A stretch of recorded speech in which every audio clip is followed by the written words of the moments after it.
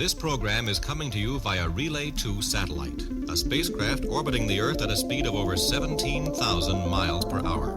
Xirtus. Join us on another exciting adventure of Xirtus. Hey, everybody, tune in to Recent Tartarian. Recent Tartarian. Recent Tartarian.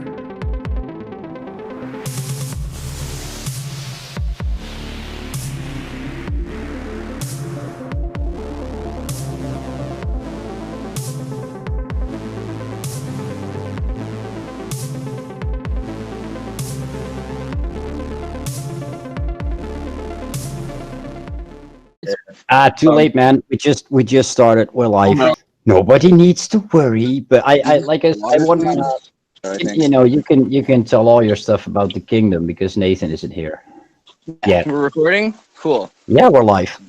All right. Well, chlorinated water's not very good. All right. Let's go and present Andreas' stuff. All right. There we go. I'm going to a place with better light for this moment because the light's about to go. So. This is like the castle, or you could say the. Here we go. The light will be better. There we go. All right. So I'm in this castle that was a Moorish castle used to siege against the Spanish. Had like 3 or 4 cultures that lived in the same spot. For like 4,000 years ago. There's the Agaric culture. It sounds like now.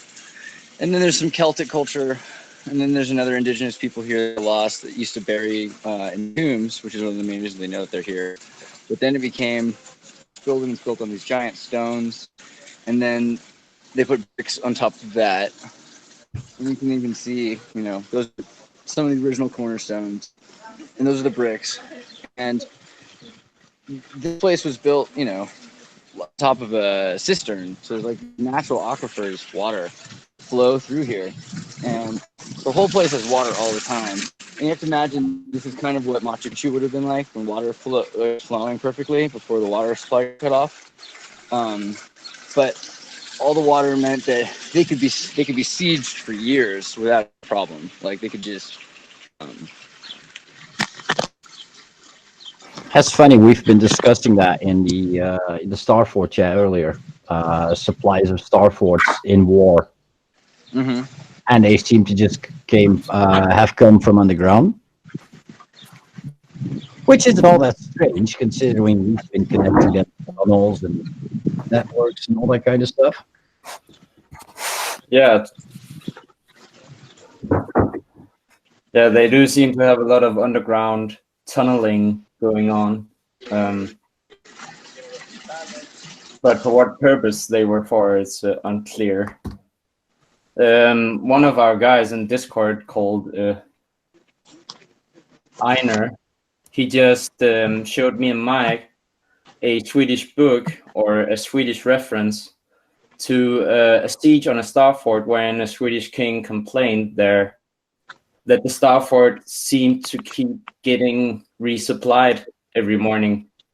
So the conclusion was that even though it was surrounded, that it got supplies, and that could only be by means of underground tunnels. So that was pretty interesting. That was in the 1500s, and it was a great Starfort. I can't remember which one.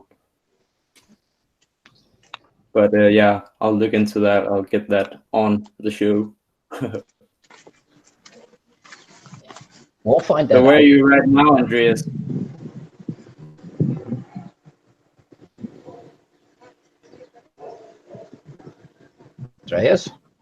Andreas? Yep. What are you right now? Oh, I'm on the wall of the castle in Almeria. Almeria is the name of the city, like Almeria.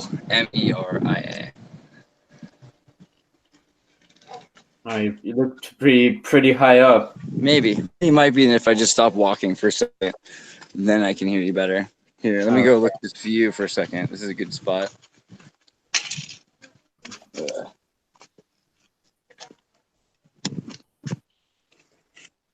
Okay, go ahead. Say your piece. What were you asking?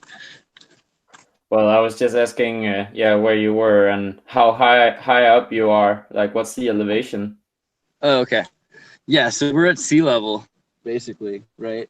There's the endless sea right beyond the wall there. That's all that blue. And it almost looks like the sky above it. It's like mixed together. And here, though, is the St. Cristobal statue. And you can see St. Cristobal is got a wall that's like the Great Wall of China style.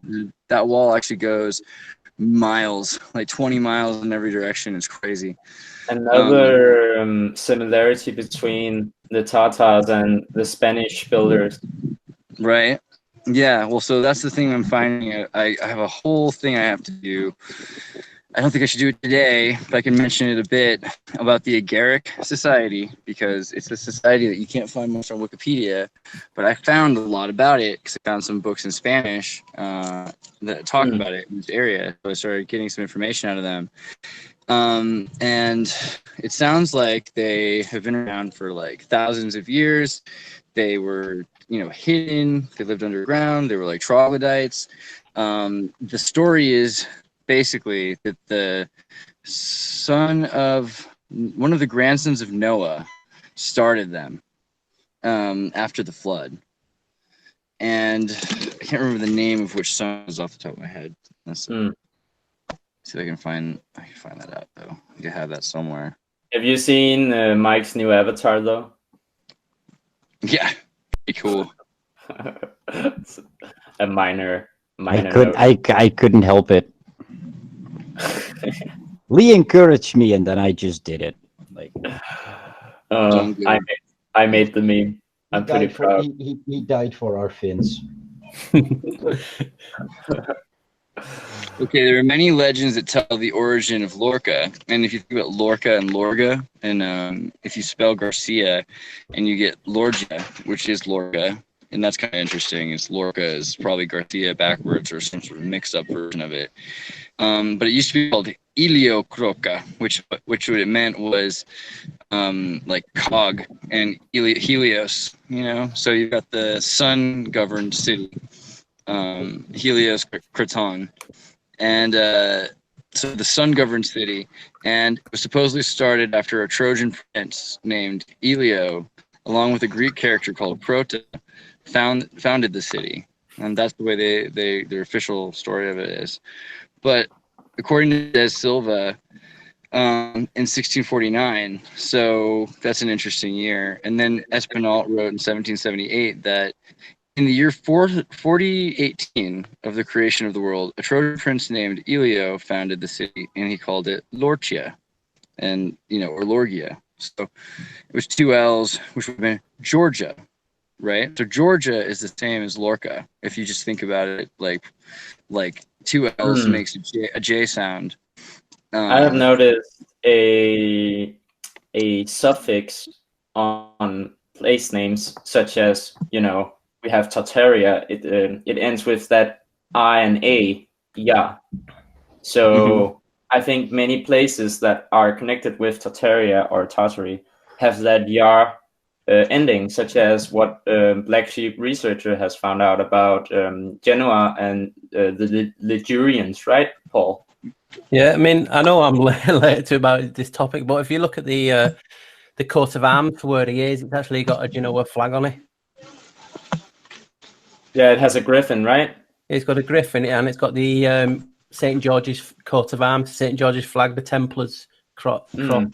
And so I've just wowed me looking at that straight away, considering where it's located, on the sea, and it's got the same flag as Genoa as well, the St. George's cross.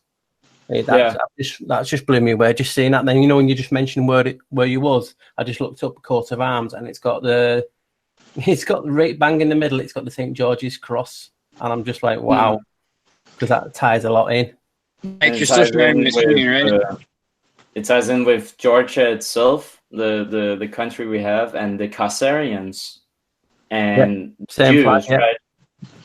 So many say that even where's the capital of the state, Georgia? I don't know if this is actually right, but I think Atlanta is that not? It's just the biggest city, maybe. But Atlanta is in the capital area of Georgia, a state in America. And that's kind of like Atlantis. And so it seems like there's a tide back and forth with multiple cities that have the same name, which kind of mean like new town or something. And another place name in US Georgia is a place called Denmark, which is also very closely tied into Solomon's heritage. As we know, the Danish monarchy proclaims to be descendants of Solomon himself.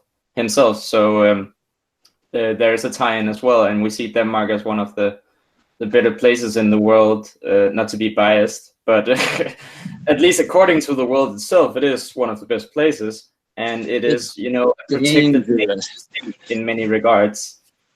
Highest quality of life standards and that type of stuff is pretty well regarded in Denmark. Yes. There was even a Danish Mike, called Uffe Ellemann, who said very well. I can't remember when he said it, but I've heard people say that he once uttered that Denmark was a protected nation, although the Danes didn't know it themselves. That was their luck, according to him. That was after one of the Bilderberg meetings he attended. But yeah, go on. I like the water running down the hill. I was just making sure that Mike has my screen selected still. I was like, did you guys see the water running down this mountain? There's stairs. Wow. I mean, I've been walking up this for a while now since we started that conversation. I'm like, it's pretty interesting. I feel like it's easier to walk up the stairs next to it, like it's pulling me up because the water's going down the other direction. It's like, it's kind of cool. I like it. Yeah. Very, very cool feature.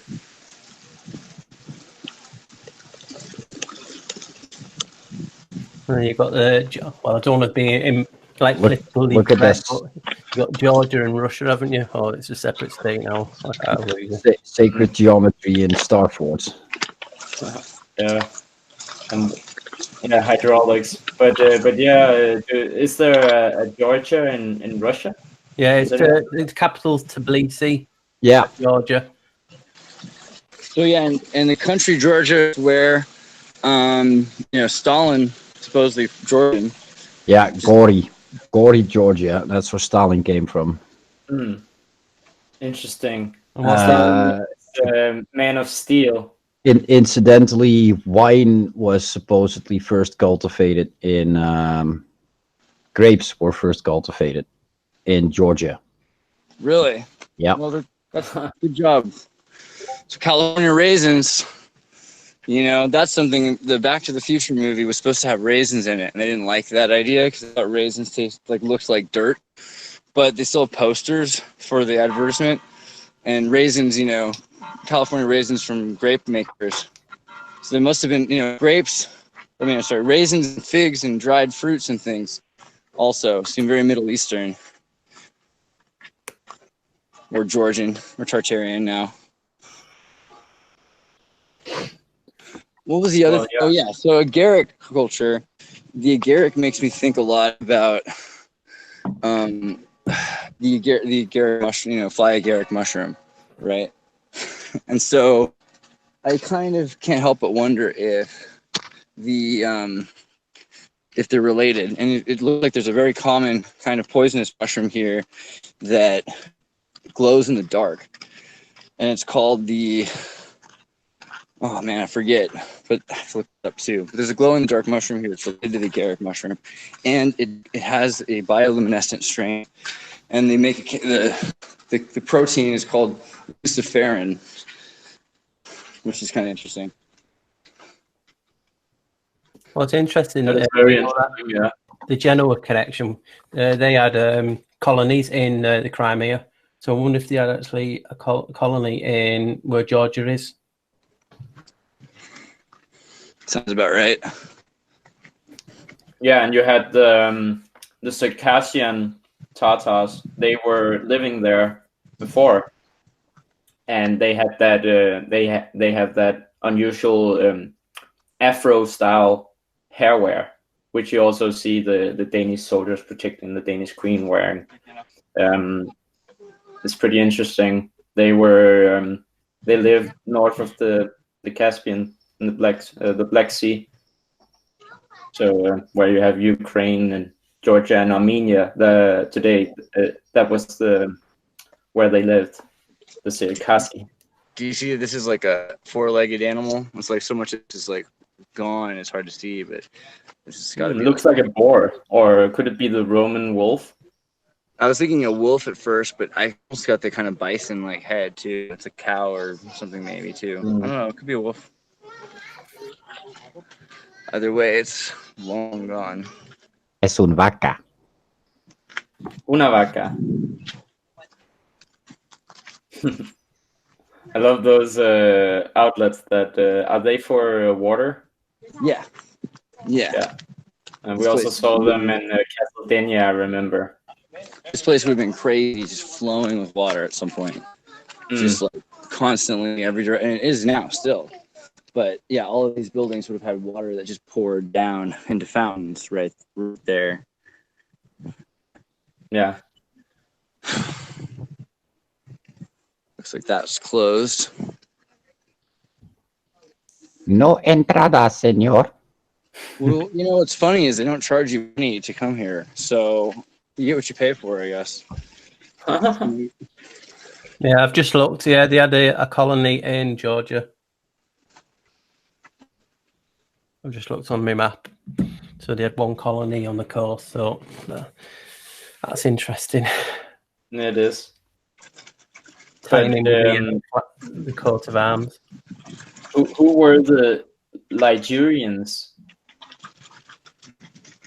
Or the Ligurians, because that place name, or that name for Genoa, Liguria, there seems to be people connected with it called Ligurians. Yeah, I think they're the ancient ones. It would be that were there before. I can't remember. The tribe they came from. They were supposed to be quite advanced as well.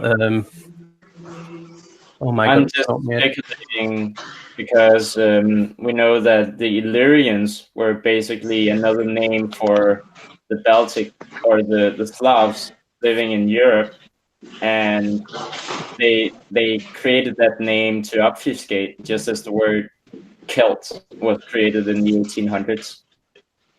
So I just wonder whether Ligurians was such a name to cover up for Tartarian, or maybe the Ligurians were, and I'm just speculating, the as you have put it, the maritime section or the navy part of the empire.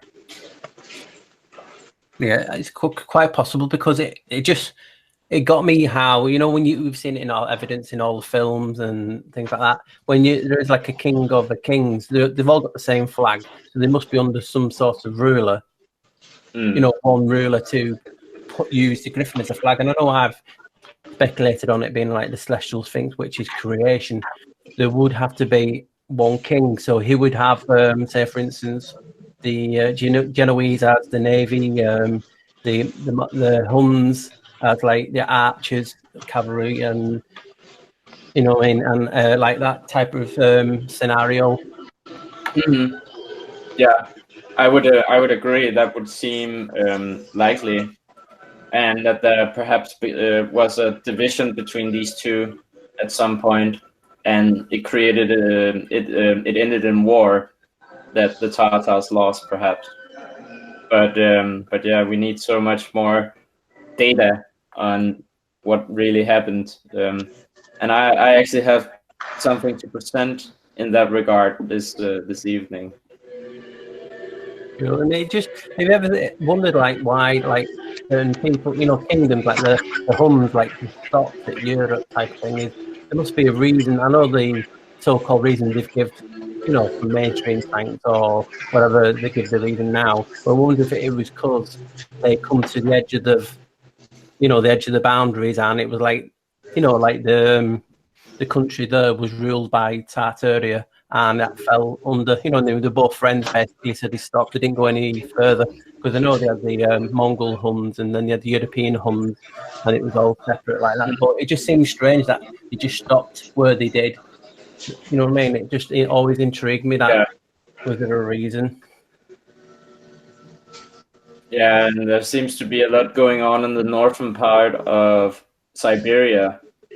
Some people are speculating whether there might be some more land up there, and our maps are misrepresenting the most northern parts of Siberia.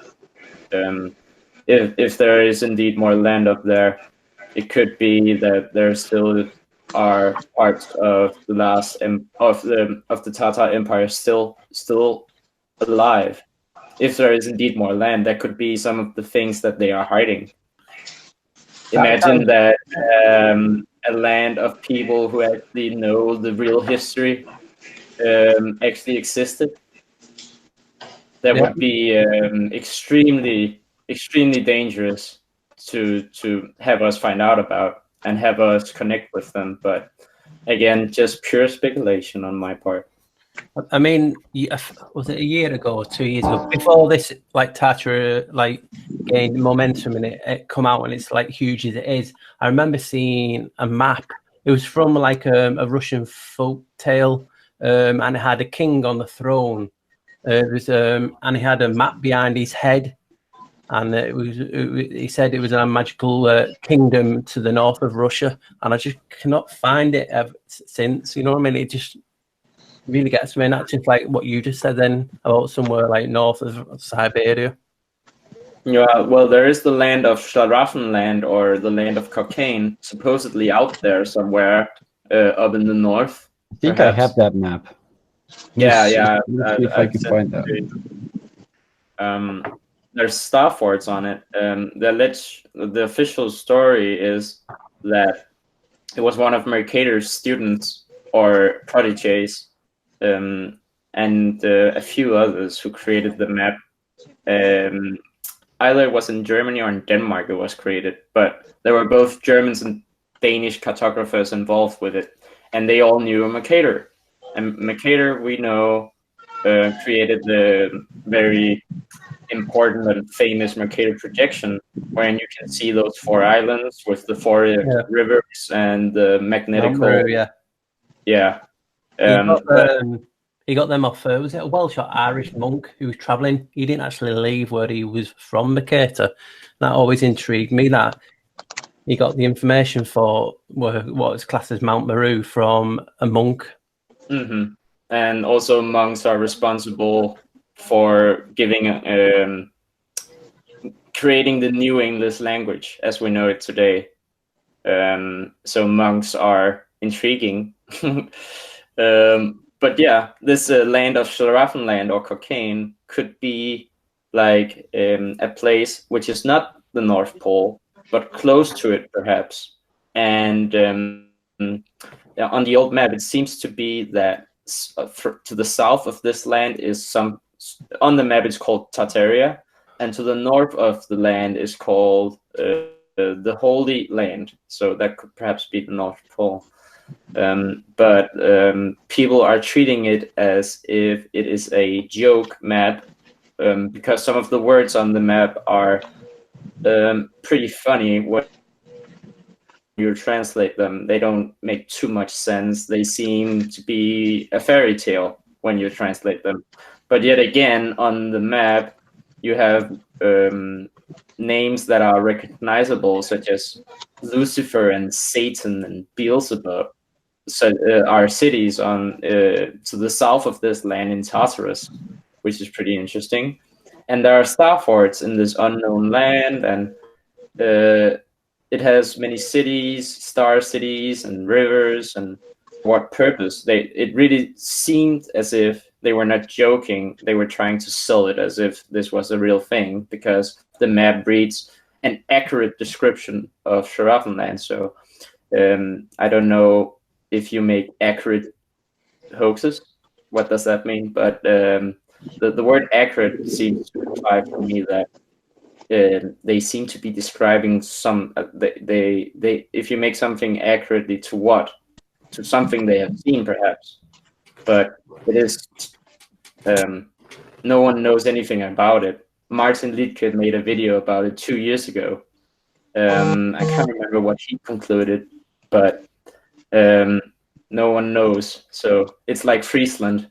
We can see it on the maps, and we can see when it disappeared. Yeah. But no one knows anything. That's when I did that, you know, the High Brazil video. And obviously that mentions the Friesland there as well. And what was just so interesting and what intrigued me more about the High Brazil myth, about like a king of kings that lived there, strangely enough sounded like Tartarian type of king.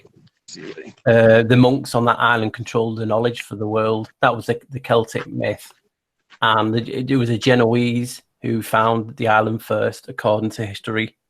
Which exploded in my mind, and then to find out that another Genoese found North America first, according to mainstream, and then obviously Christopher Columbus was from Genoa. It was just strange. Well, according to some, he was from Genoa, but according to Manly P. Hall, there are sources supporting he was Portuguese or from Barcelona.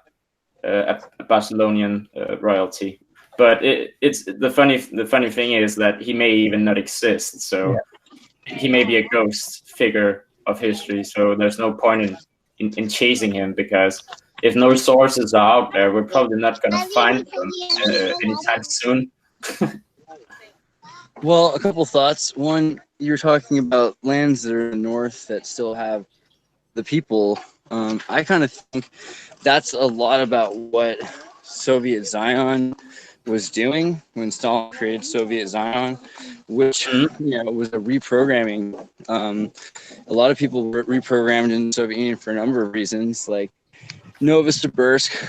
All the people that were too intelligent were moved up there originally, was the story. I kind of believe that. I do think that he got a lot of people and moved them there. I wouldn't be surprised if there was something there already, but there is a logic to, you try getting rid of people and you end up meeting them, So the second part of that is, I've heard pretty silly videos over the years. One of them was this little 14-year-old Argentinian girl who was like, "You can't really be serious. You think you got to believe it, but we know it's a lie. Australia doesn't exist." And I was like, okay. But there might be some truth to the other one, which was the idea that Estonia is a false land, which sounds crazy. But if you think about it, it's like if you have multiple regions in the north like that, it's actually like more land masses, then it could be that a lot of them don't even need to know it and like live in like just the major city, and that could be a city in like your airplane gets you there and it's somewhere just outside of Finland, right? Or like maybe like a property that the Soviets were battling to take land from Finland. It's very easy for them to manipulate Google Earth to like make things disappear or in between other images and stuff like that. Right. So that's why, especially trying to like get really like, I think whatever this is evolving into, where we're going places and looking at them for real after we look at them on the map, so that we can verify even they're really there. Like, yeah, no, I'm here. It's a thing. But so much of it is not exactly the way you think it would be based on, your digital perception of it. So it really is important to verify things. So the third thing was then talking about if there are still amounts of that culture that are alive, that are the culture itself is still going. Well, isn't that kind of the thought? Is that it's allowing itself to sneak back into the mainstream? I mean, I've actually just recently met a few people that have property in Spain that are Novosibirskian Russians. I mean, like a lot of property though. They didn't seem, seem like they were part of some grand Tartarian conspiracy. But at the very least, like they were smart and interesting, and like they'd come from a cold place to a warm place. And so like now all of a sudden, there's a lot of people who want to go back because Russia's getting better. Like the Siberian is actually like Russia's genetically GMO free. You don't have any GMO. That's pretty cool. You get organic stuff.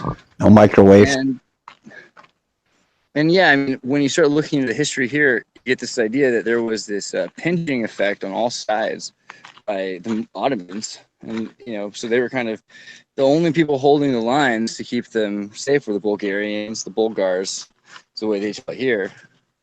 So you mean basically that if it weren't for the Tartarians in this region, then none of this architecture would have been here. And then I think that looking into Andreas, into Franco, and maybe some of his more esoteric sides, you could perhaps find out the connection, because Franco seems to me like Hitler was this nationalistic character that basically held the line against the Bolsheviks and saved Europe. But maybe you can find out that he had an interest in the old empire or the antiquities of the world, because Mussolini did, Hitler did, they all did. They all were obsessed. So maybe Franco's interest could have been Tartarian in nature. And I find it funny that there is not too much of a focus on him. Have you ever seen his grave? His grave outside of Madrid? It's like inside this mountain. It's extreme. You should definitely Google Franco's grave. Okay, I'll go there. Sounds like a good thing to see. Yeah, I mean, he gets not enough notoriety. I guess that might be a good thing, because now we can talk about it. And also the conquistadors. Remember that weird name for Genghis Khan I found in the book, that conquista? Those helmets, I found a Spanish war helmet from a conquistador, and it was a helmet with a dragon on it. So, and you have in Burgos, you have this large cathedral in Burgos, which has dragons inside. It's very famous. It has a dragon stairway, I think it's called. So a lot of things, both the architecture, the symbolism, the history of the Moors' connection to Barbaria, and Barbaria's connection to Tartaria, and previous Muslim territories in Russia and stuff like that, that just connects the theme of Tartary to Spain and Russia. Like, it's weird.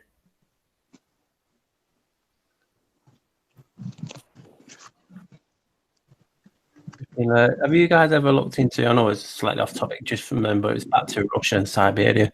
Any of you guys looked into Mampapuna? What's Mampapuna? Where's that? I mentioned it ages ago. So I was talking the other day about, I was asked to come on a show, and a friend's show, and I was looking into, the giants and the tree stumps being giant trees. I did some research and I looked at it a totally different way. I was talking the other day, wasn't I? How I found a rare crystal called moissanite at all these locations. That is so rare, they have to make it in a lab today. And so instead of looking for tree stumps, I looked for rare crystal. And this rare crystal, everywhere this rare crystal was, there was standalone tree stumps in all of these locations that you would think was a tree stump. You know what I mean? No, like, whoa, that looks like a mountain or anything. And Mampapuna is in Siberia, and it's 7 pillars. And the myths are they were stone giants. That's what the natives, and the natives around there were like a shamanic type of culture. It sounds a bit like Scythia in its base, you know what I mean? Magic and different things. And it's a beautiful place. You only have to type it and you can see the stone pillars. It looks straight like out. How do you spell that out, Paul? All right, I'll spell it out. I think I saw a picture of those pillars this morning. It's MANPPUNER.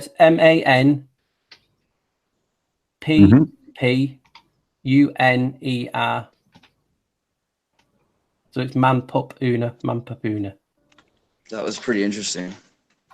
And in that region, you've just got so much like pillars like this, like it's just crazy around that area of Siberia. How the megaliths, there's just so many of them. It's interesting why they look like Celtic ruins or Celtic monuments, right? Yeah. I mean, you got the Lena pillars as well, which are quite similar, but more like spiky on the coast.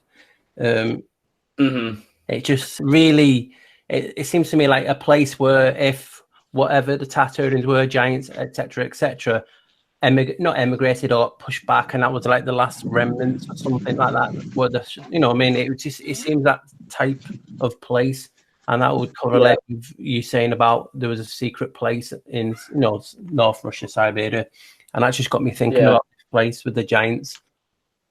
Well, we know that Nova Zembla was connected to Russia or Tartary by land bridge. And the places were that place was termed Terra Incognita for a long time. So it could be that Nova Zembla is the road to that place, or it may be more eastern. I don't know, but yeah, I think there's something. There might be something to it. So yeah. So it was funny. I just ran into a guy that I'd seen in another town, like 100 miles away, and he was walking across Spain, but he didn't walk across this part because it's a little too hot. But it's funny, just randomly, you know, when you run into people at the same time. And he writes travel adventure stories, I guess, or well, you know, kind of more like introspective philosophy about the trips and things. So it's kind of interesting. And he has a book about how canaries are redefining the culture of England. I think it's called parakeeting in London or something like that. And it's all about like how parakeets have become wild and have kind of colonized London. That's interesting. Very interesting. Actually, he's fascinating. If they can endure the weather of London, that's pretty cool. Oh yeah, yeah. I mean, it gets warm there too, but they have this like places like, you know, birds find places. Rises and catch them. I've got a friend that lives in, I think he lives in Brighton, and he has them like tropical birds, like wild, living there because he's took pictures of them on like telegraph poles. Oh, that's pretty cool. I also wanted to just mention that those Celtic monuments that we find in Siberia, Russia, and it's funny how we speculate that Tartary was all over Europe, right? So if those monuments identify Tartary, then those monuments are found all over Russia, Tartary, and Europe and Scandinavia. So that would be one way to identify them. And they spun their word Celtic to obfuscate this, perhaps. But they also made pyramids, as I have shown in one of my presentations. And they had Vikings and runic symbols all over them. And so there are many things connecting all these cultures. And it's beginning to be more clear to see how they connect. And I remember back 10 years ago when we were going crazy over how we could find similarities between Peru and Egypt. And that was just the start. Right. Where we are now. Well, it's funny also because when I went to Peru, check that out, you know, at that time, everyone was all about the History Channel's Ancient Aliens, which was, I think, like a fever dream for all the senior citizens that were dying.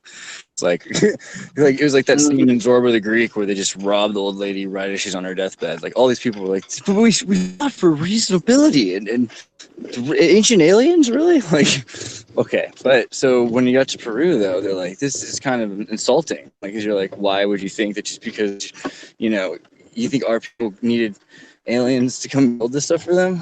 But then you look into their myths, and their myths are like Machu Picchu was a giant eagle, you know, like a dragon. So they built like a whole system around it, and then water would flow, and then eventually it was taken out, and then they built on top of that, and then they started sacrificing kids, and everybody died, you know. But there is like a weird correlation there, right? Like that's literally the same story. The sacrificing kids part, even, you know. To that was just that all the pagans did the same thing. They had the same. It was the biggest rage in the Age of Taurus. Yeah. Well, it's funny how just because it's fashionable. They like to say pagan mean, you know, of the land. So they were land dwellers. They were farmers. People like to paint the picture of them being these like natural fixated people, not building shits and wood houses in the forests, and perhaps like the Mongols living as nomads. But what if there was a distinct pagan empire rivaling the Romans? Because the funny thing about the dolmens and the Celtic monuments is that a guy called Inigo Jones in the 1700s, I think, claimed that Stonehenge was a Roman monument or a Roman temple. It was a Roman temple. And after he died, the Royal Society attacked him, like ad homed him, like totally. And you know, when they are ad homing for no good reason, then there's something up. And they destroyed his reputation, and everybody almost forgot his claim that Stonehenge was indeed Roman. But what is Roman? We don't know what Roman is. So again, this could be a cover for the ancient builders of Tartary.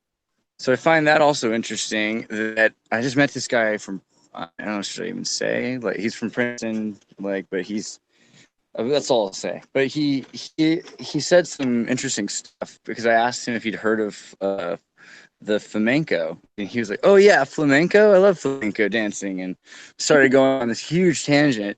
But in a weird way, he's totally answered some of my questions about flamenco with flamenco, because like there was this is all military stuff, but at the time there was like cultural things, multiple levels to the society, and in fact there were different societies. So they had societies that were non-military, that were more like the Roma. And he was talking about the Romans as the Roma, basically, which was like there's another side to it, that the Roma, the Gypsy people, were, a caste of people that were people that brought things back and forth, like the forced nomad after the Neolithic period into the Chalcolithic period. So the Paleolithic period, right, that's when, and we know now that the Paleolithic period, people were taller, and like that's just even accepted, is that people were generally accepted a foot taller and live about 10 to 20 years longer than they do today, like in best case scenarios. So you had people living to be, what that means is 120 years old, possibly, pretty common, pretty regularly. And that you had people that were maybe 2 meters to 3 meters tall, and like that's something we're finding even more and more evidence of giants and things. Just in regular anthropology, it's accepted that once we started eating in one place and we like lowered our diet to the few things we could grow, well, then we started having less nutrition, and so we would live short, and also because we weren't getting the exercise, we get in these houses and these little, dens that got sick. And so people were getting less healthy. So that's kind of the original story about. It's very interesting that they are claiming that now. But don't you think that just as you get plants to grow exponentially larger by electricity or by the means of electricity, don't you think that it is electrical in nature the reason as to why we diminished in size? I think it's a little bit of both. I think that the thing is that after a major disaster or catastrophe, there really genuinely was a Flintstones. Like after the Jetsons, there was a Flintstones period, and like that they didn't know what to do. And so they ended up hoarding their heavy stuff that they couldn't move around. And eventually like they started getting sick. But yes, also without a doubt, you go to places where they like hydroelectric water power plants are, and you'll find that their produce and agriculture there are incredible. They have carrots the size of footballs, crazy.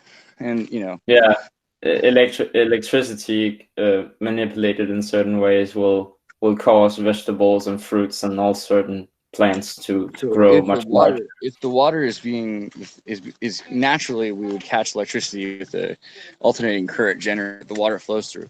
But if the water is flowing over these rocks with quartz and crystals and everything like that, it's actually getting supercharged in and of itself. So you have water that's storing up energy itself. It's getting way healthier. Plus, it's doing that to minerals, right? I mentioned about crystals because when I was doing research on crystals, there is a project where they're using crystals to grow vegetables quicker and bigger. Yeah, so microcrystals in the soil getting picked up and broken up into the water, and then the water is like a fluidic battery that's flowing. I mean, it's one of many things that helps make nature better. We have Lee here now. Hey, Lee. What's up? He's muted. Oh yeah, I think he tried. We didn't quite hear you. Oh, really? Yeah. I'm just eating, so. Oh, no problem. No problem. No, it's cool. I mean, this is all for you, so I hope you enjoy this. We're trying to. I'm doing kind of experimentation, mixing together like a live tour with questions and comments while we do it. Also talking about random other stuff as well. You know, everything. And actually Nathan's coming on because he's got a lot of new stuff to share. Yeah. Okay, well, I guess let's talk a second about the Chalcolithic period. So I found that there's probably room for a secondary center period where they've been pounding down those metals from a more advanced period that they've lost recently. And that's the Copper Age, right? So that's like actually pre-Bronze Age.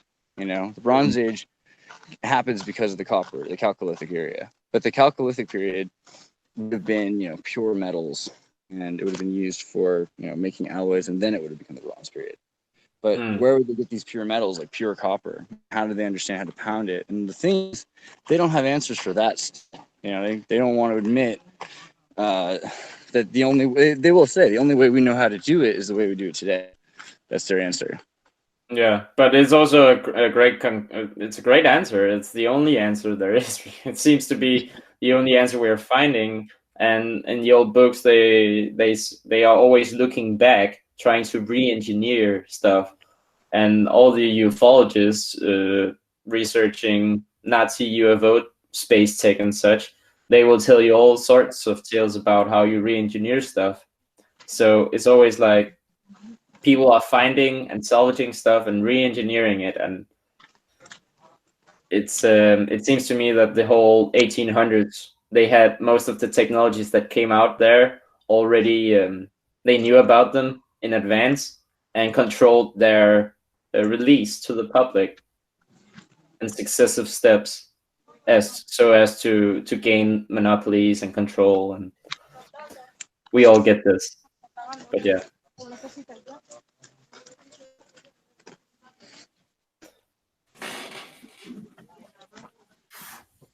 Well, I keep going back, but I want to just go back because I've just found something interesting because I forgot got so much going on in my head. But them giants in Siberia, we were just mentioning that Mampapuna, he says the shaman turned them into stone.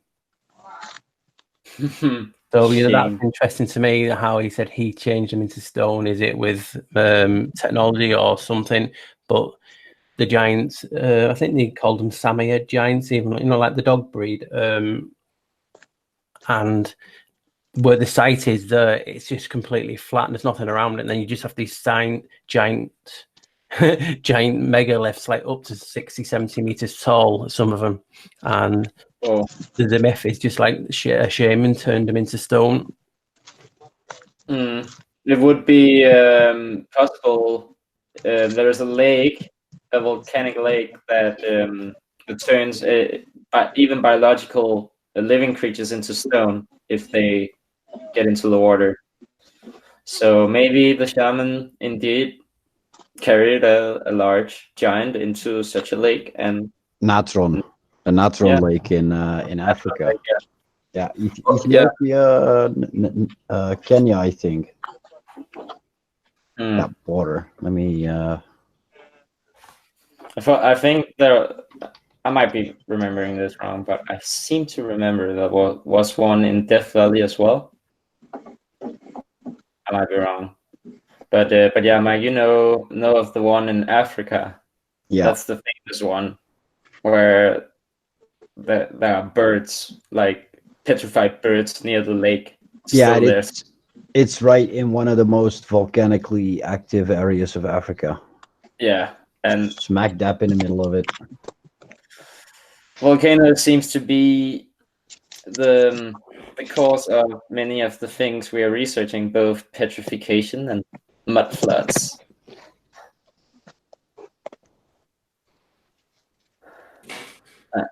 I actually wanted to present something. If you remember, I showed you that mud eruption on the island of Taman in 1791.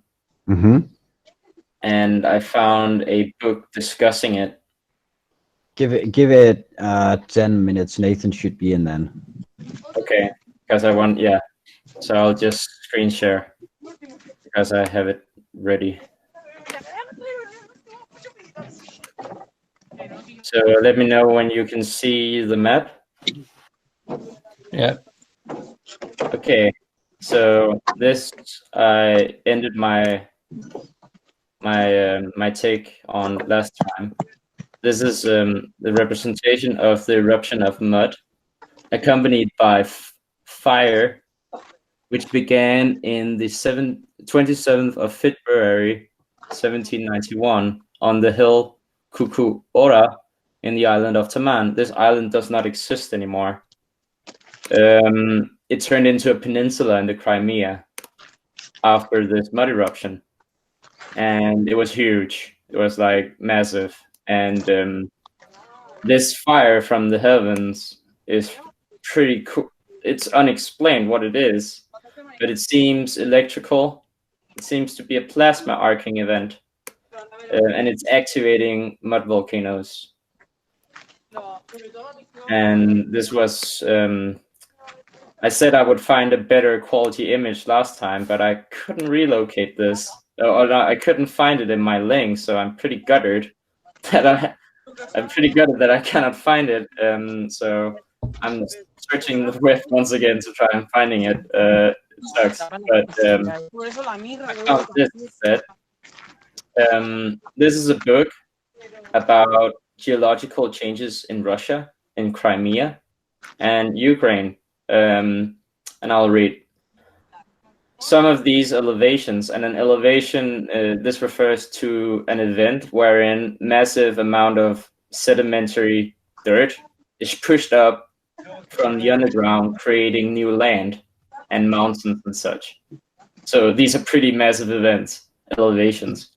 Some of these elevations occurred within the historic era, maybe inferred from the fact that in the walls of the fortress of Sudak, near Feodosia in the Crimea, we ourselves saw stones procured from coast cliffs, which contain shells from the Cardium edule and the Mytilus edulis, now living in the adjacent Black Sea, and which we are disposed to think must have been thrown up on the line of eruption of the mud volcanoes, and parallel to the axis of the Caucasus.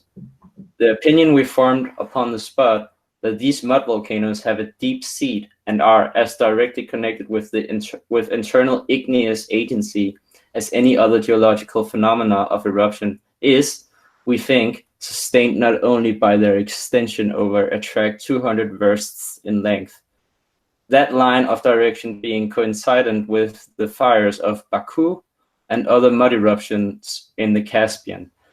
So they're talking about a long successive line of eruptions in the Caspian.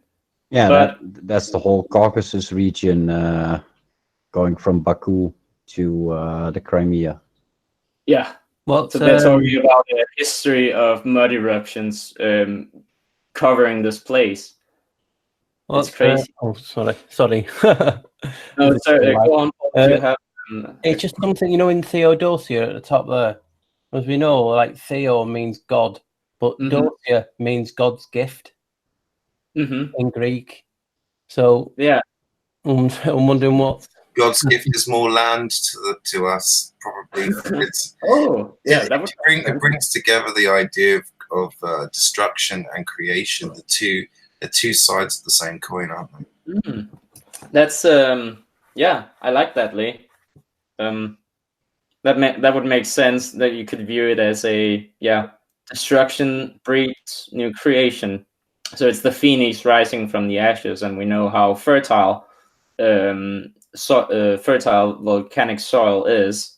So well, I did have a crazy idea about this and how it might work, and I was kind of thinking to myself, I know this is going to sound absolutely balmy, but what if a volcano is actually a vortex or like a depression?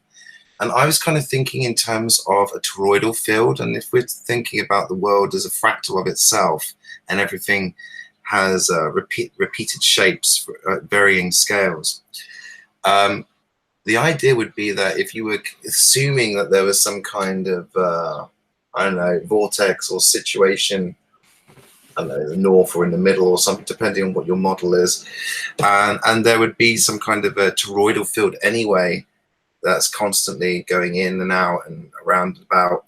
And I'm thinking, well, what if volcanoes are literally smaller versions of this toroidal field, that these depressions or vortexes actually kick up a lot of land around them, and eventually they kind of, it's kind of like a spewing factor. So it's kind of, as it's turning, it's almost like the ground itself is kind of going in or out, but as it's doing so, it's kind of pushing out more land and kind of expanding. I'm just kind of, it's just an idea. Just, I haven't really kind of given it too much in the way of research, but it was just kind of came to me.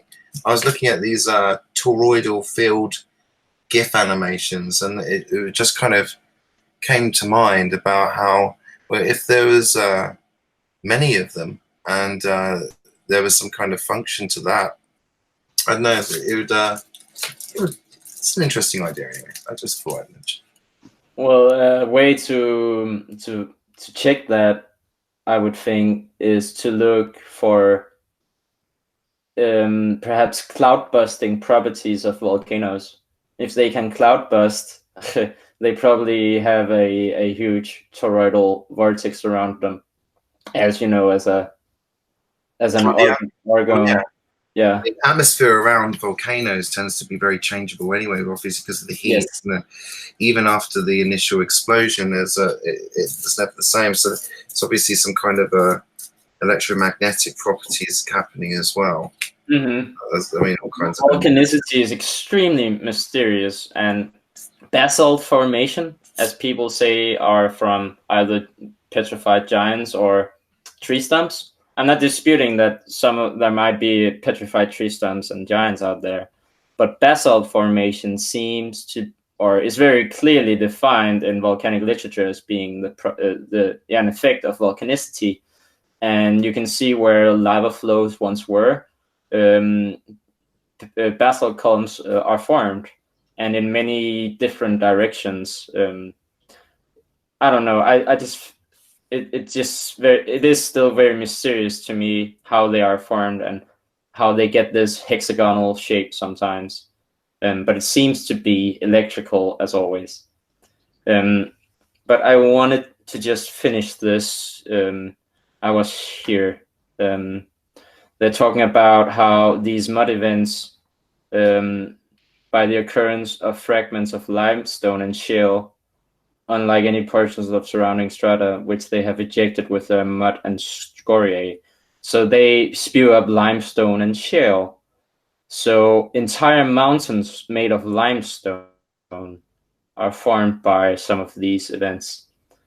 And they spew up seashells. So that's why some of that could be indeed a very good explanation for why we find seashells and sea life fossils on the top of mountains, right? Underground seas. They form mountains. Underground seas as well. And look at this, just the logic.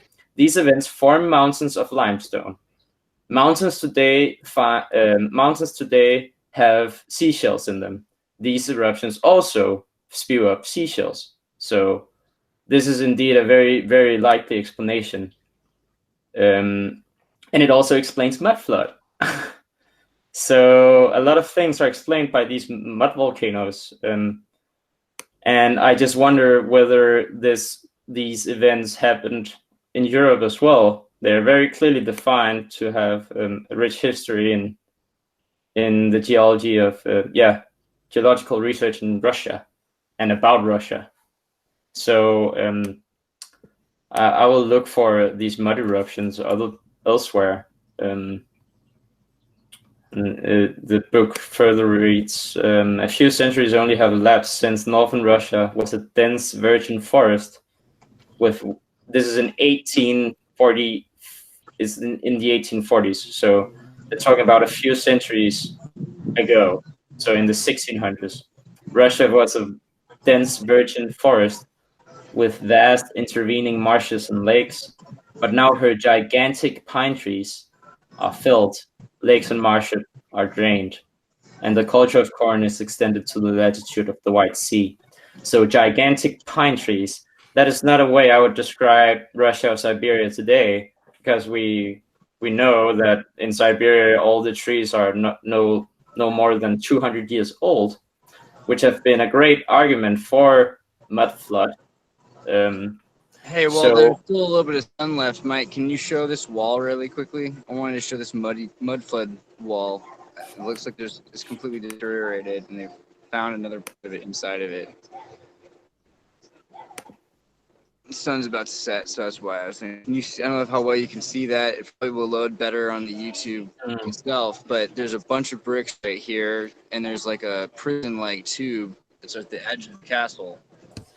Oh, there's a Moro. All right, that's all I wanted to show because I think the sun's going down now, so don't worry about that. Looks cool though. But yeah, I'll just. Hey Nathan, you're getting right into it. I'm talking about the mud volcano eruptions in Russia, as I've sent you. Good stuff. Yeah. Hi guys. How's it going, buddy? Good. I'm late. It's beautiful where you're at. Yeah, I just been walking around this crazy castle. That's this is the sunset. So, and we should probably, if we have a minute to focus on the sunset, it's pretty beautiful because the sun's coming down right here. And then the way this place works is it's built on a reservoir. You can probably just see it really quick if I run over there before it's late. Hold on. So this is like, if they were sieged for like 5. Run, Andreas, run. So here's the sea.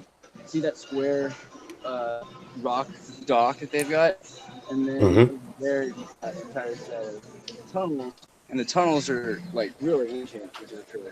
And this whole mountain, as we were talking about the trees, like they're saying this was anciently, this used to be a huge forest before it was so hot, which is probably the Atlantis time, Tartessus, which is the books in the 1590s said.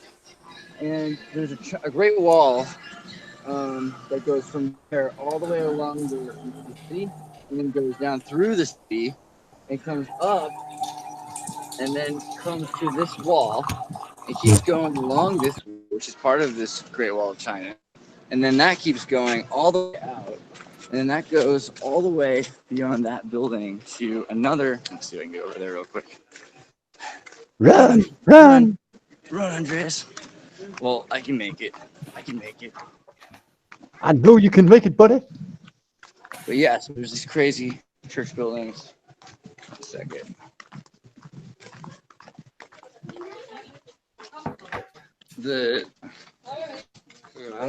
Usually people are used to filming now. I think the funniest look I get is the fact that I'm doing this like a show that I'm talking to people. So here you go. Look at this. See this right here goes down, and then this wall goes like out, and here's their center spot, right? That wall goes across to the other place I was filming at yesterday. Can we quite get there? You quite see through there? Uh-oh, not quite.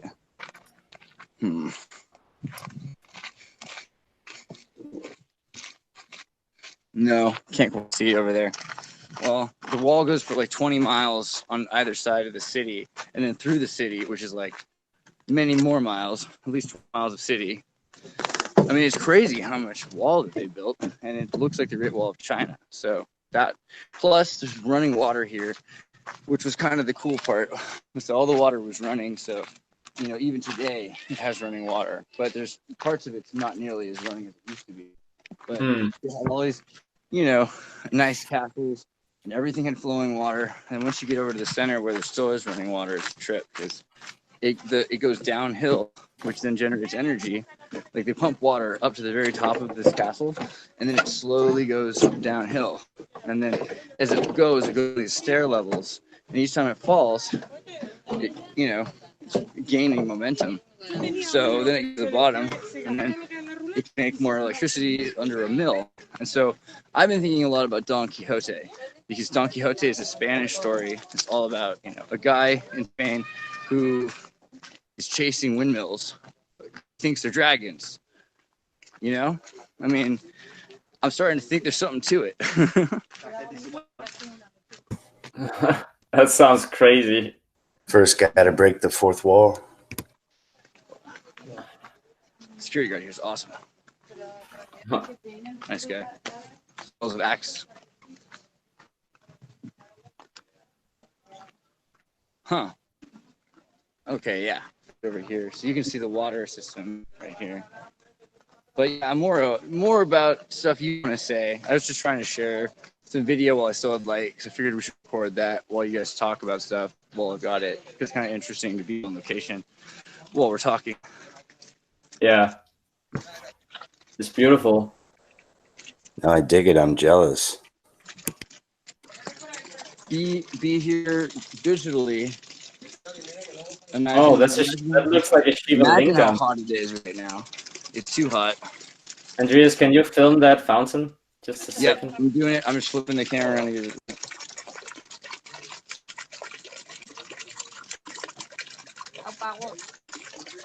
It looks like a Shiva Lingam. Yeah. Pretty interesting that we make that form, but I guess it's a pretty normal, fountain. Reminds me of the fountains they'd have in Islamic countries, you know, where they'd have things there they could put their feet, wash their feet and hands. I think, wasn't it Moroccan influence? I'm not sure. Yeah. Pictures of themselves taking pictures of each other. That's so romantic. Oh yeah, but Nathan, what do you have for us this evening? Right.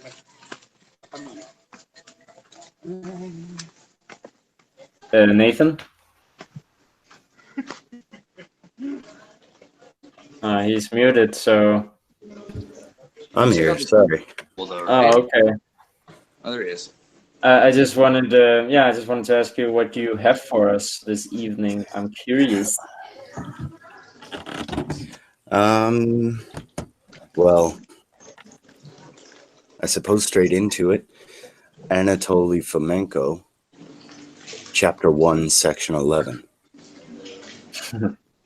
I like the specific nature of your answer. Which book? Nathan, here's the wall, by the The way. first. Oh, look at that one. Oh, wow. That's almost reminiscent of the Great Wall of whatever, wherever. The Great Wall of whatever. There's so many great walls now. Yeah, there's one in the Croatia now. Wherever. The Great Wall of Everybody building fences, giant fences. Great Wall was clearly. Okay, so you got a book on Fomenko. Which one? Well, I just took it according to Fomenko in chronological order. So the first book. History, fictional science, right? Mm-hmm. That's the one. That's the. I think I've read parts of it. I know that they talk about the dendrochronology and that kind of thing, and the issue with carbon dating and various other dating mechanisms. And I think some of the most interesting things are in the first book, anyway, from what I can gather. But I mean, I've only got through partway through the first book myself, so difficult to keep up with all of this research, to be honest. Well, it's such a task to get through that if you can finish the first book, what's in the rest of them will definitely be of use to you. But if the first book is too dense, then the following books are more so. Because it's, I mean, the thing about Fomenko is his references in parentheses are so thick that you have to creep through his material to read his sources. Unless you already know them, it would take ages to get through that first book and be able to truly believe or refute or even rebut anything that he's stating. And so on the surface, this book appears chock full of wild accusations. but to the well-read, it's more digestible and perhaps more blasphemous. Do you think Fomenko has made any gross errors? I don't think I'm smart enough to have realized it on the first read, or the first read, if he did. Some people are accusing him and his partner, I don't remember the name, nor can I pronounce it, I guess, but that they were agents. Agents of disinformation for the Russian state. Well, but then you could argue the CIA. I mean, this is the thing. It's that whole kind of battle of. We should talk. Agencies issuing information. The question: who was okay with him? Who was against him, and why? Right. So if he was an agent, what benefit did this have for the Soviet Union? And why is it so useful, or the CIA, or who's it useful for, and why is it useful?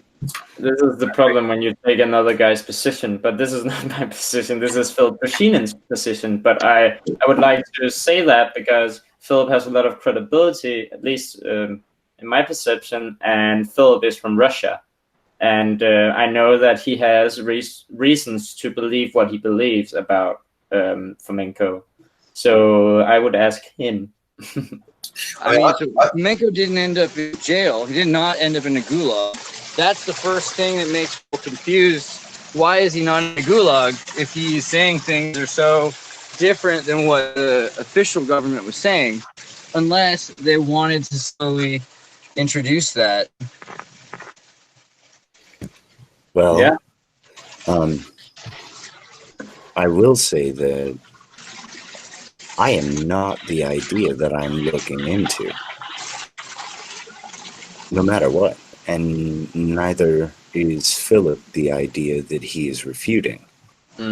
So that should have no bearing on our conversation. I dig through a person's work and I look for merit and I look for the lie. But I've just found Fomenko. He's correlated quite a few things that we've talked about here in the weekly chats. Mike, how long would it take to walk to Jerusalem if it was in Moscow? I don't know, long. 40 years? I'm not sure if it take 40 years, right? But I can give you a distance. If you imagine a caravan or like a that's what you, yeah, definitely. Now, what if you were walking? What if you were walking from Italy? That'd be about the same distance. All right.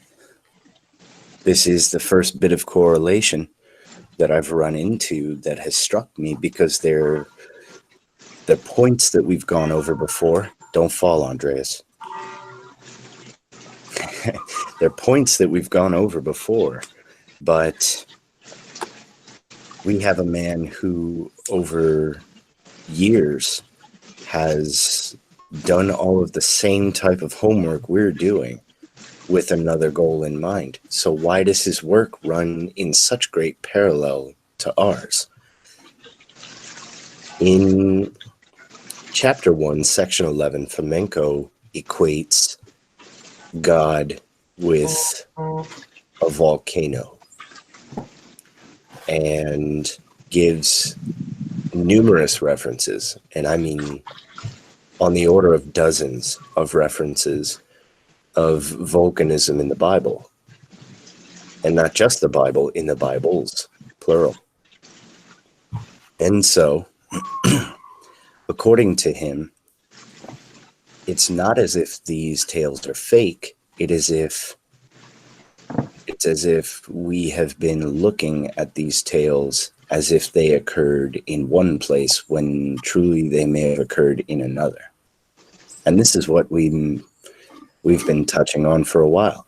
Andreas, your old videos were the first thing that turned me on to the Great Shuffle. The Uyghurs and the other peoples, the Portugal invasion in South America, the take your slaves, make your slaves fight in the army, take new slaves, make them conquer their neighbors, things like this. And so it would only make sense that everything is exactly not where we have been told it is. And so Fomenko has been very deep on this point. And so I would find that cause enough for me to look as deep as I can into his claims. Okay. I will buy that any day, my good sir.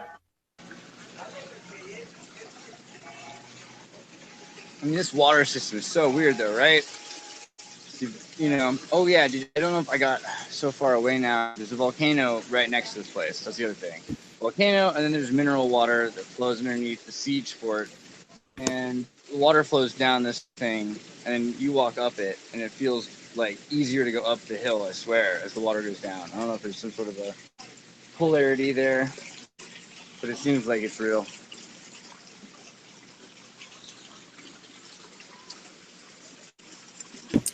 Another strange point, Victor. You remember the bleed-off valve that you showed us last week? The fire in the mountain sealed with bitumen. Right. Yeah. Yeah. So how early is this, and how early have we been siphoning oil from the earth? Because that's just a bleed-off valve in the oil process. I think that we have done this for a long time. One of the reasons I think so is Kircher's Mundus Subterraneus and the underground canals everywhere on the earth. And also I have a few other siphoning pictures and references from the books in the 1800s. And I don't believe that they just invented great siphoning pumps out of thin air in the 1800s. I believe as many of the technologies, probably all of them that came out, were throwbacks or re-engineered types of old tech, as we find much of the stuff is today. So there's, Elon Musk wants to create Hyperloop, which was basically in existence in London and New York 120 years ago. So, and he claims it's new technology, but it's not. So they seem to want to take credit for old inventions and old technology and claim it as their own, which is pretty Freemasonic in style, I would say. I think they've been doing it for a long time. I think that volcanoes and Krakatoa is kind of what got me into thinking the Tartaric like more of a real thing. It was like, because they always tried to explain things like that they weren't real in anthropology, so you'd feel like you were chasing windmills that were dragons. But everyone slowly put it all together, and through like from I think Cynthia was mentioning 2010 was when I think 2010 is when Fomenko became a popular thing. I saw that it was on the internet anyway. Like there was a video series or DVD series then, and then also there was this whole series about like an anthropology class, the Tartar vegetable sheep of Tartary, and so it was like that's not you're supposed to be real, and if you think it's real, you're crazy. And so it was like trying to teach skepticism for a whole different reason than your usual theorists are against theorizing theory. That's what I'd like to know. From Paul, right? How did you get into all this Tartarian stuff? Oh yes, tell us. Oh my god! A friend called Gloria, she put me onto. Well, we was doing a show, because I do a show with my friend Brian Staveley, and she was just mentioning, "Have you heard of Tartaria?" And I said, "Well, I've heard of the Tartars. That's what I've been brought up just with the Tartars, from the Russia and Ukraine. That's all I knew. Not of this huge kingdom that accompanies all over the world." So I just knew that, and I'm thinking, oh my god, tell me again. You're talking about it covers all the known world, buildings, architecture, and all. Yeah, I thought, oh well, I'm not looking into this because it sounds too far fetched.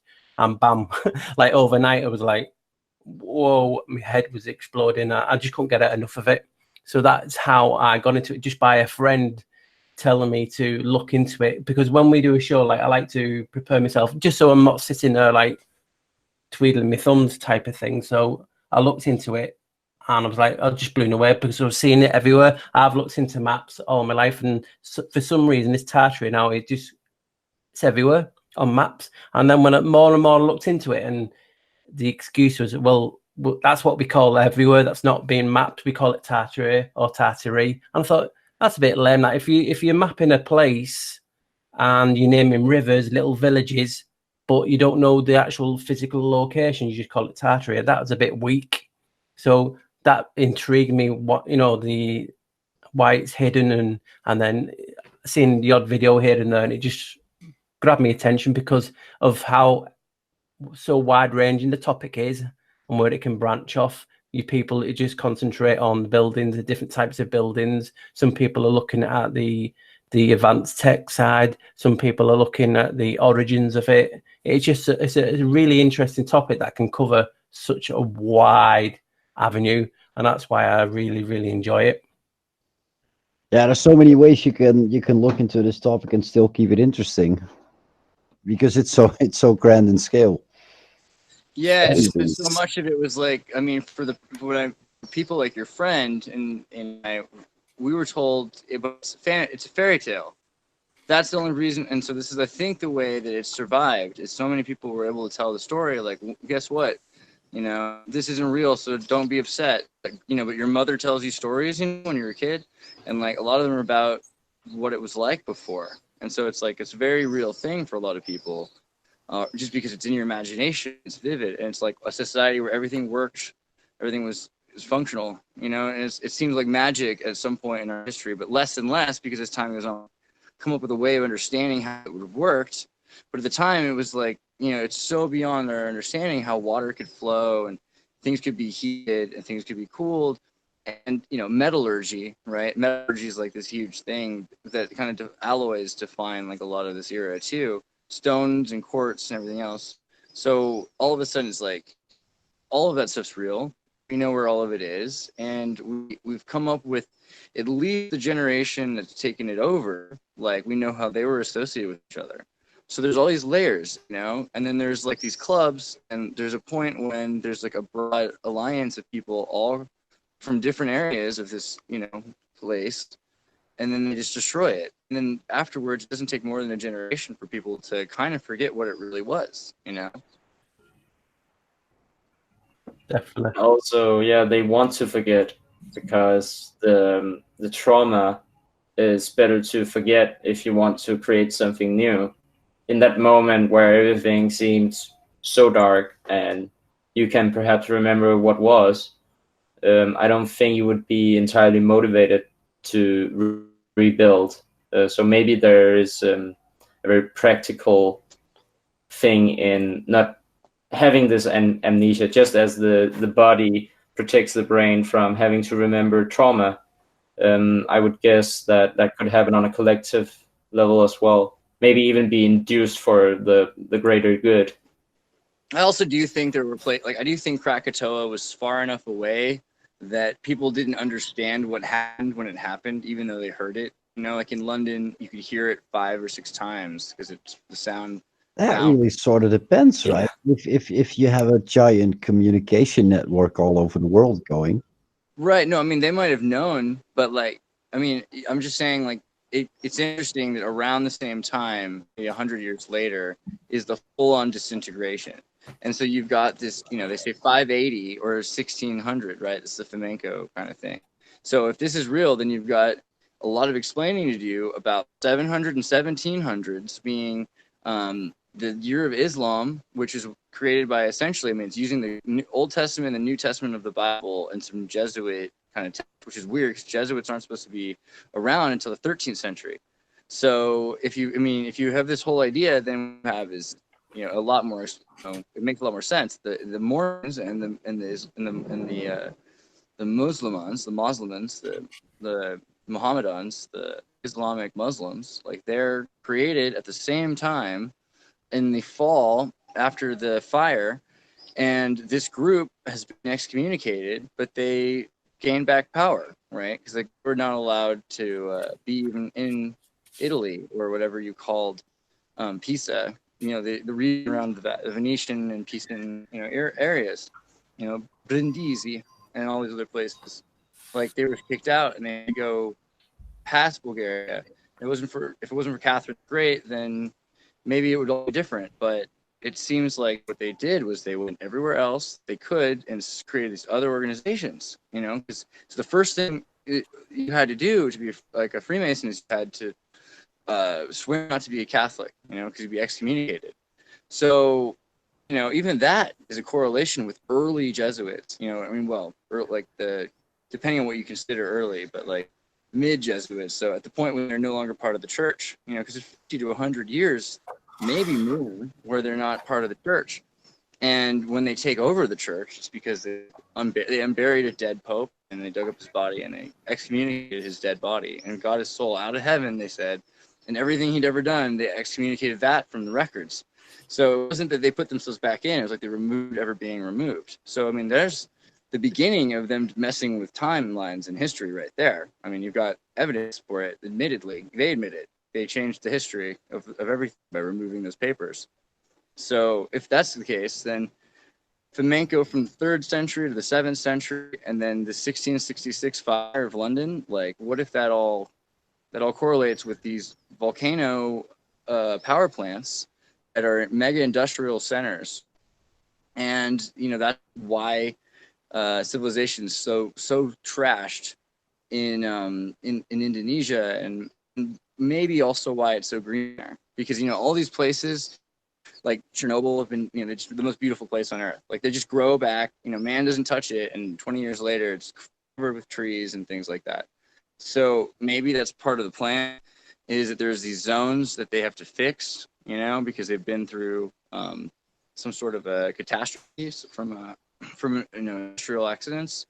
But yeah, even if it's more than that, because now we're talking about all these other things which have to do like organic geology, like life is in the rocks, that's going to be like a really rough one for a lot of people, but it seems like there's enough evidence that oil is, from a living thing. Like it'd be weird if it wasn't. And the fact that they always tell you it's the dinosaurs, but then that's a lot of dinosaurs, you know what I mean? Like, so really what it is applies the concept, so it's a mushroom thing, ancient prehistoric life, but how dead is that really? If that's what it is.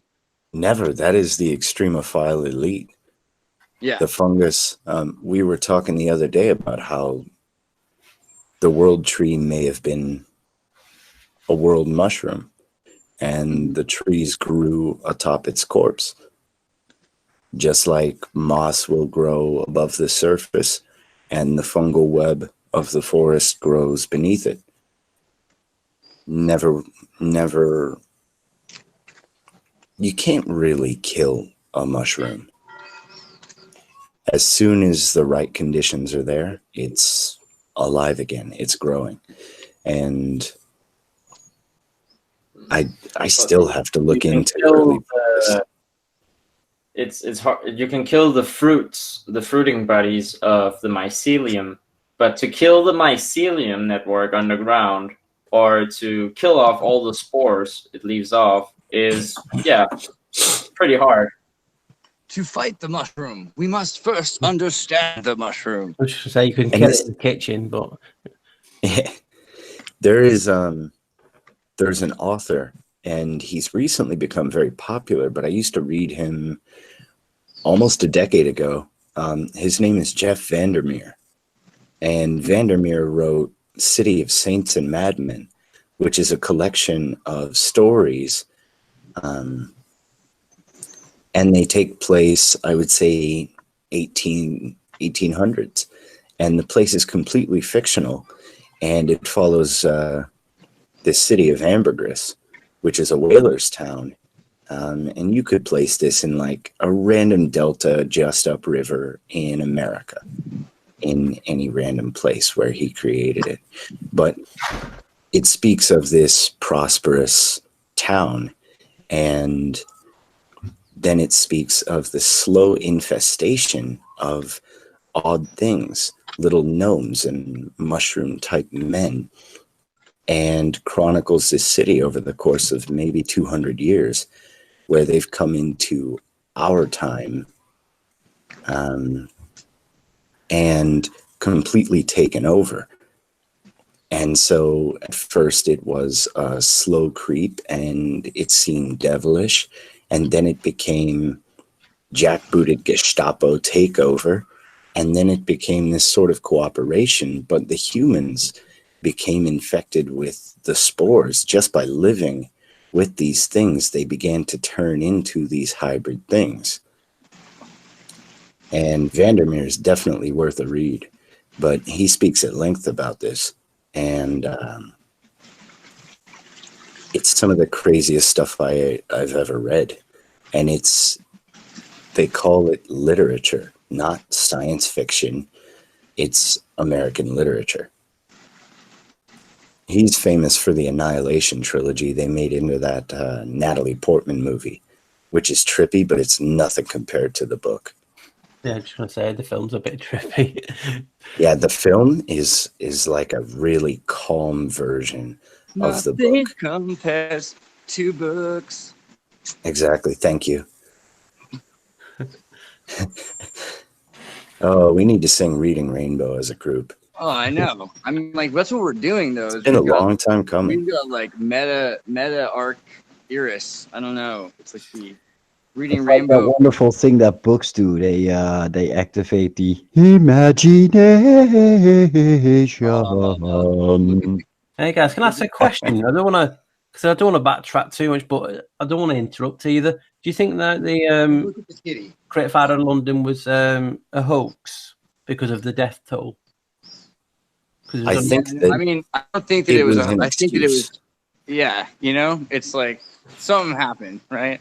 A lot of people died in this period, and you've got all these excuses for all this stuff. It actually seems like it's all spread out, and you got this disease, that disease, plague, malaria, typhus, foot rot, leprosy.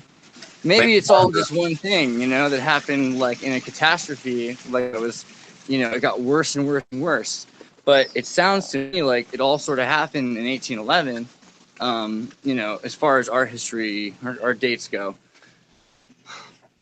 In 1811, there was this huge series of events. Like there was asteroids, there was fires, there was earthquakes, there was Napoleon, there was the American-English War, there was the Indian-French-American War, there's the Civil War in Spain. New Madrid liquefaction. Franco War, the Second Franco War, the Swedish Franco War. Like God, every war ever. It was World War Zero, and all of these guys have hands in their shirt pockets in their photos.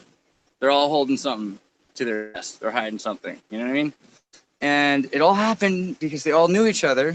So that's the other aspect of it. A great thing to check out is the Russian series Catherine the Great. Which is like a recent TV series that came out in Russia like a couple of years ago, and it's all about how they took the kids. I mean, well, not all about, but it's definitely they take the kids away from people who are royal. They have other people raise them. They're not allowed to be touched especially not by their parents. But you know, you're a royal, so you can't overtouch the royals. So eventually, those royals are crazy, and then you've got royals that are coddled by their, you know, their independent. Kill the guy with the monopod. So good. All right. So, and then they took the babies and they raised them with the intellectual, Masonic, enlightened tutors. And the tutors would make these people, you know, that's not Tudor, you know, like not the tutors, but the tutors. So, I mean, what's that about? Tutors are people that teach you properly. And so the greatest education, you know, didn't have schools, they had tutors. And those are very different kinds of educations than Jesuit schools, right? So all these royals, they've been trained by, you know, these people that have a secret network with each other all around the planet, right? Because at this point, you've got Dutch Formosa in China, so the Dutch are working with, you know, everybody.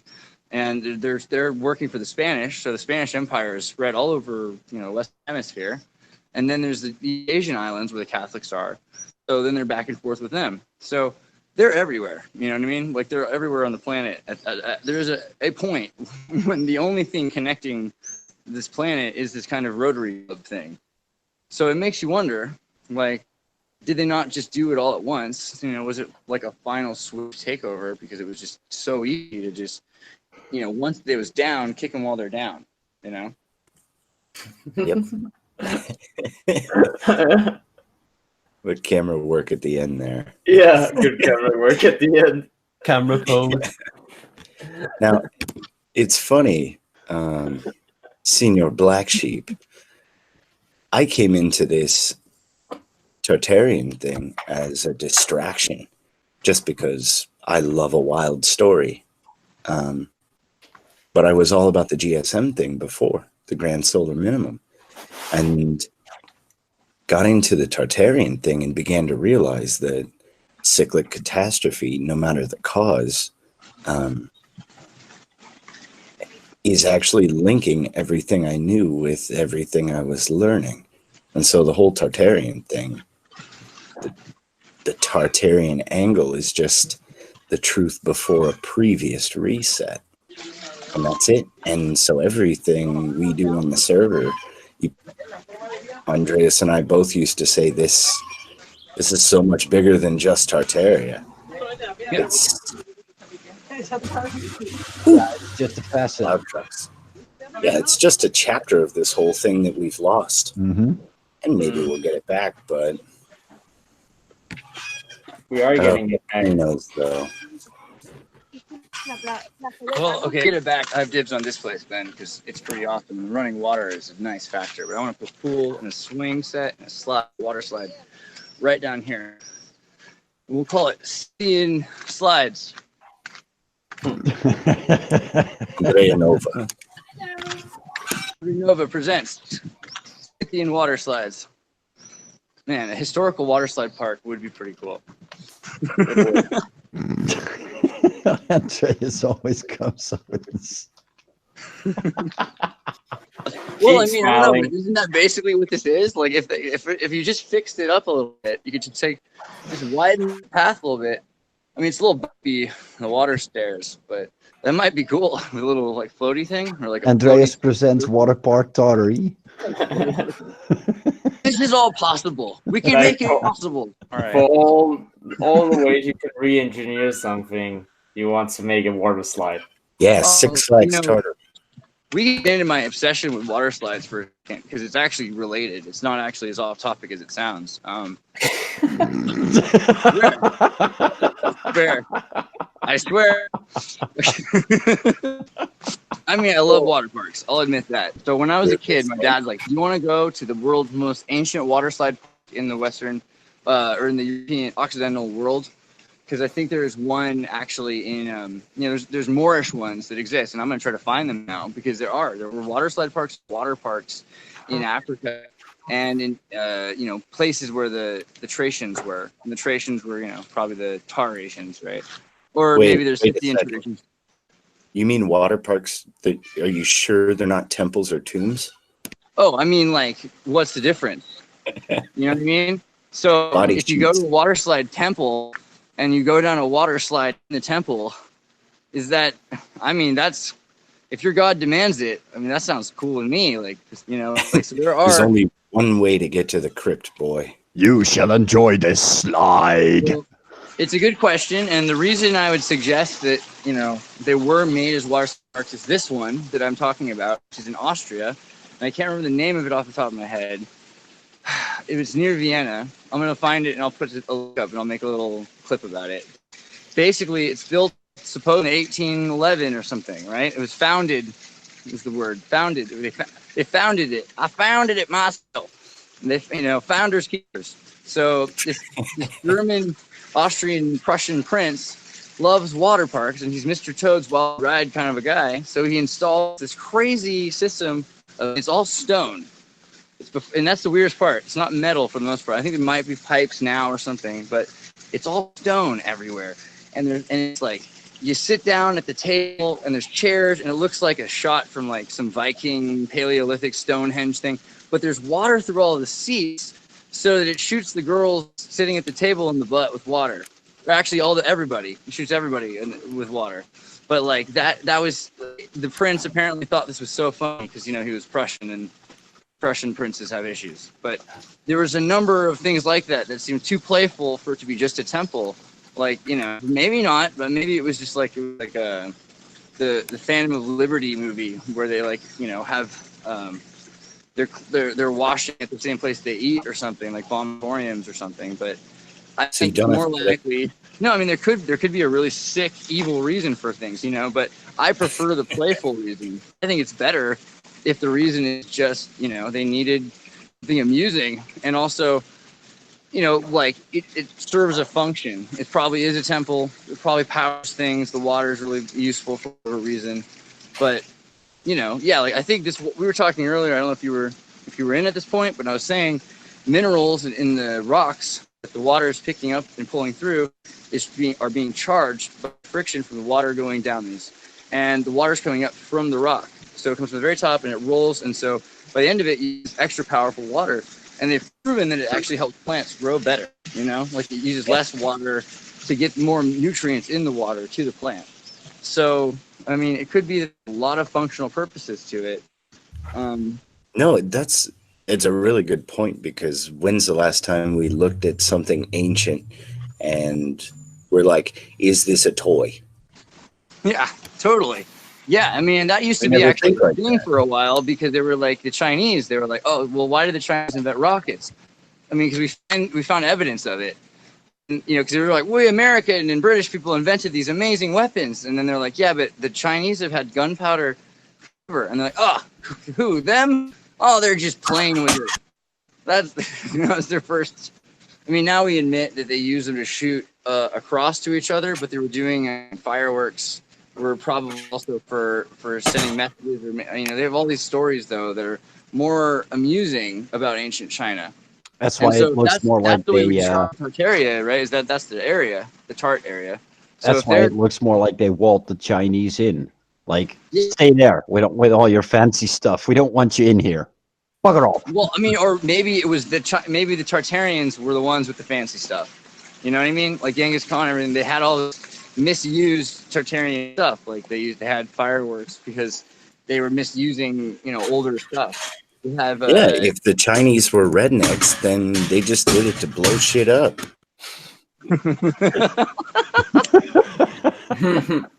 What are those guys doing? Is it signals? Is it complex warfare? Nah, they just like to blow shit up. South Parkology right there. You know, that's the way we do it.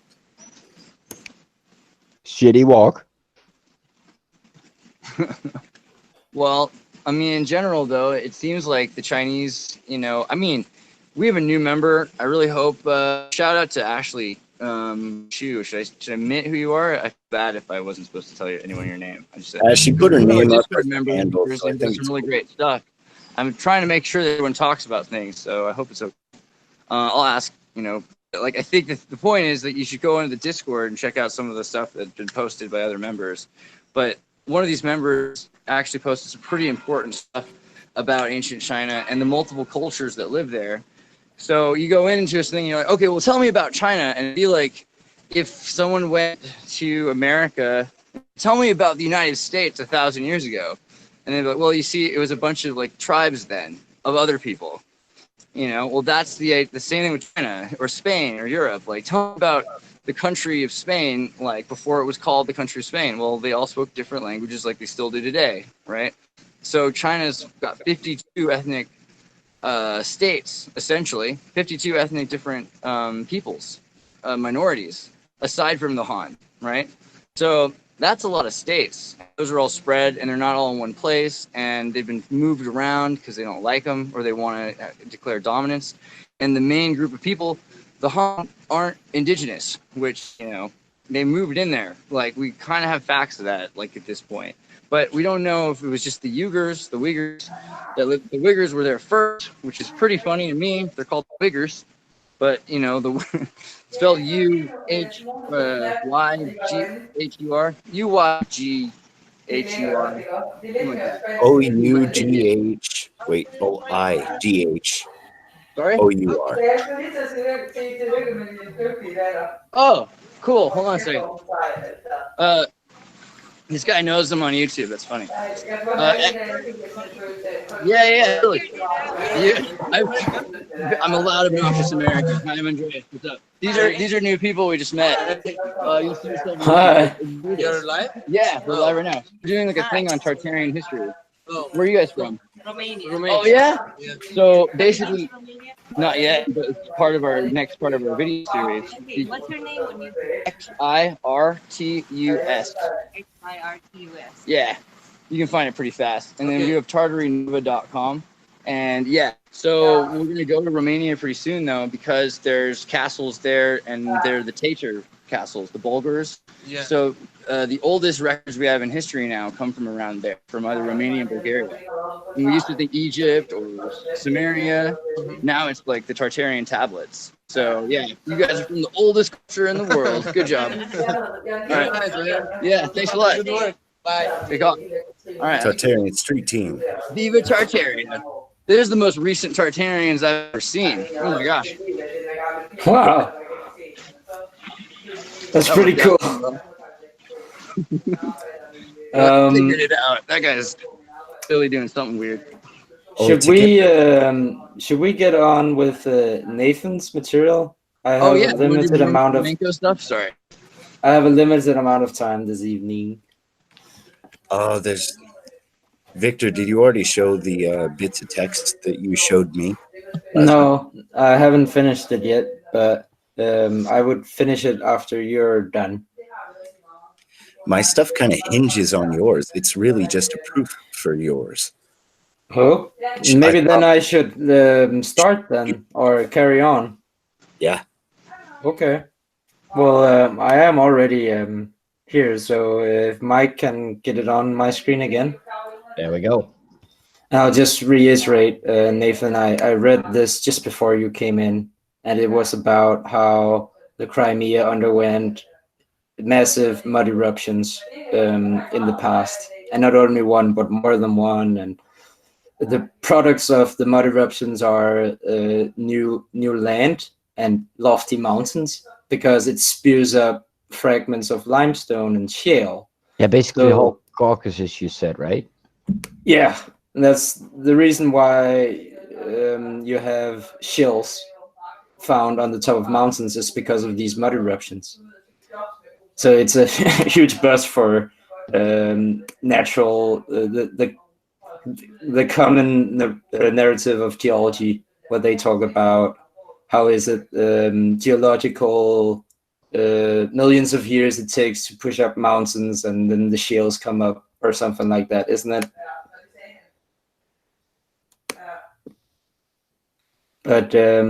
But yeah, here's a better explanation. So I'll get back to where I was.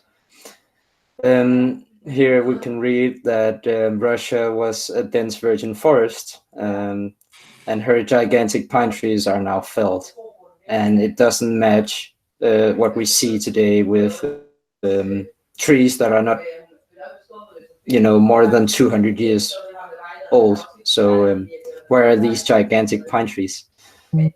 They are probably underground, or as they say, been felled.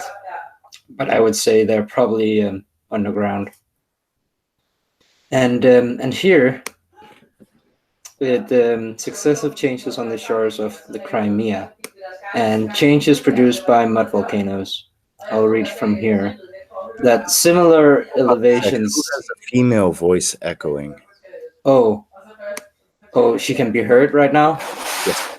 No, it's my girlfriend. She's pretty. She's not that close to me, so I'm surprised you can hear her. Is she mad right now? No. Just give me a second. Oop.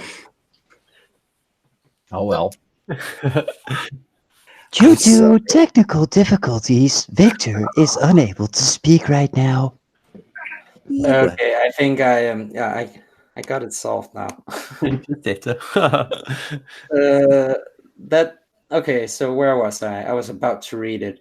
that similar elevations have been in progress from still remoter antiquity in all these southern regions we have already attempted to show, and particularly in regard to the bottom of a former Great Caspian Sea, which we have proved to have been upheaved and desiccated at successive periods. Haha.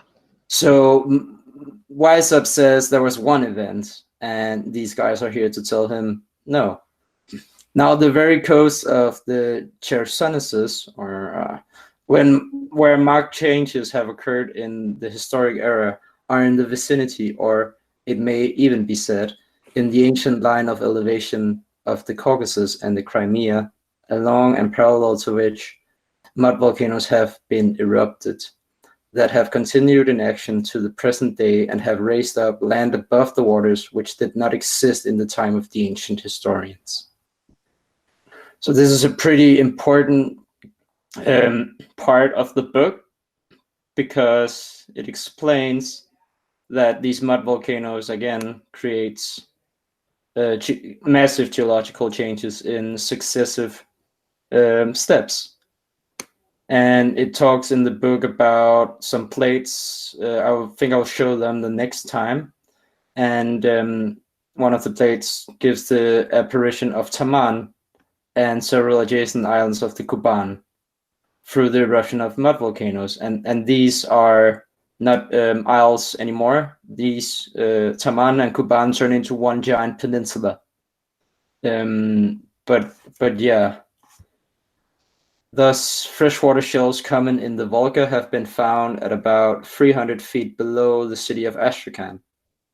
That's 100 meters below Astrakhan.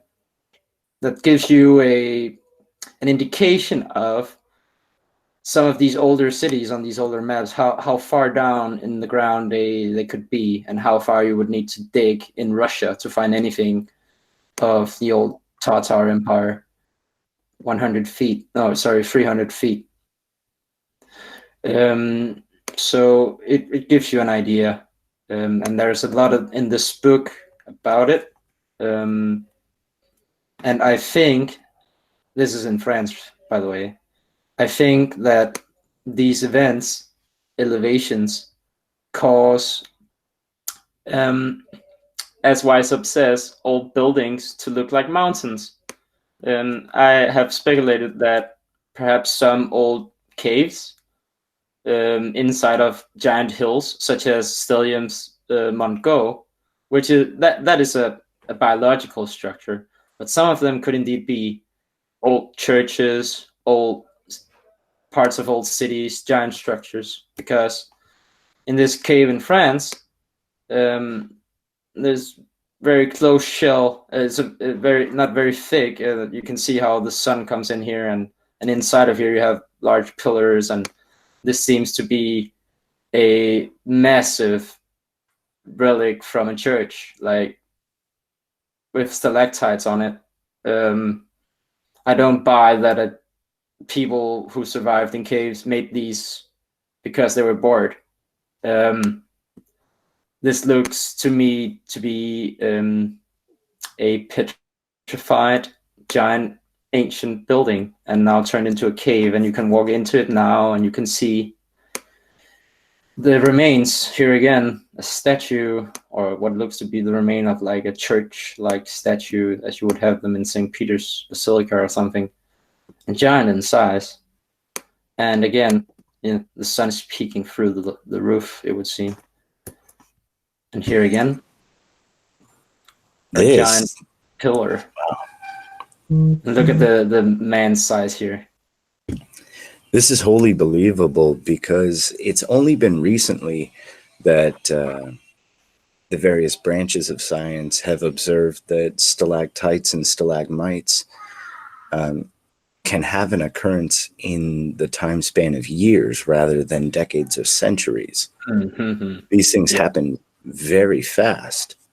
And so for us to find something 50 years on, 100 years on, isn't strange at all. Look here, Nathan, how this looks to be like a giant fountain, like emphasis on giant, and statues are on top of it. So if we buy the narrative of cave dwellers, how did they create massive giant statues on top of massive giant, like, how? It's just so weird. So I think like the only possible explanation left is mud eruptions, petrification of ancient structures, and this is what we get. Do you think they're all connected? All these mud volcanoes? Oh, yes, I do. It's like Yellowstone must be one huge one, isn't it? Mud volcano. Well, Yellowstone is a part of a caldera system. So Yellowstone caldera directly connected to the mammoth. Mike, share my camera because I'm driving down a pretty interesting street. I'll mute myself though, unless Victor's got more stuff up. Sorry. I do have a bit, but you can share Andreas's street while Nathan talks. We've been talking about the interconnectedness of many things beneath us, and Brittany had been of the mind, and I'm only going to paraphrase her because so much goes through our discourse. She'd been of the mind that not only are a lot of these connected, but that the waterways become mud volcano roots.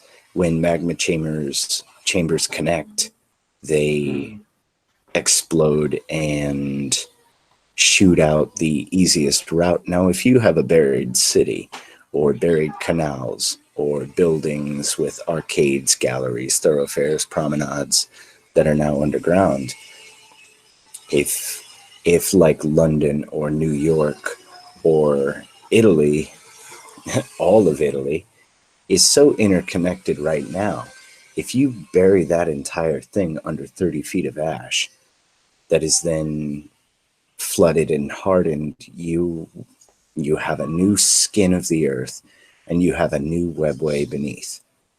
And so it's not necessarily a stretch of the imagination to think that no matter what the volcanoes or mud floods or primary water routes are, that they're using old structures. Just because they're there, it's empty space, and water flows, as does magma. Yeah, I would agree. So yeah, it was a response to Paul's question, right? Yeah. Yeah. Do continue with these pictures, though. I can't read them. No, I have this book, don't worry, and I will send you everything. This time I will cite my sources, and we'll get them. You can look for them on the comment section below. But from moving on, this is Polish caves, salt mines, sorry, near Cracow. And what do you know? These miners in Poland, they needed chapels down underground, or maybe not.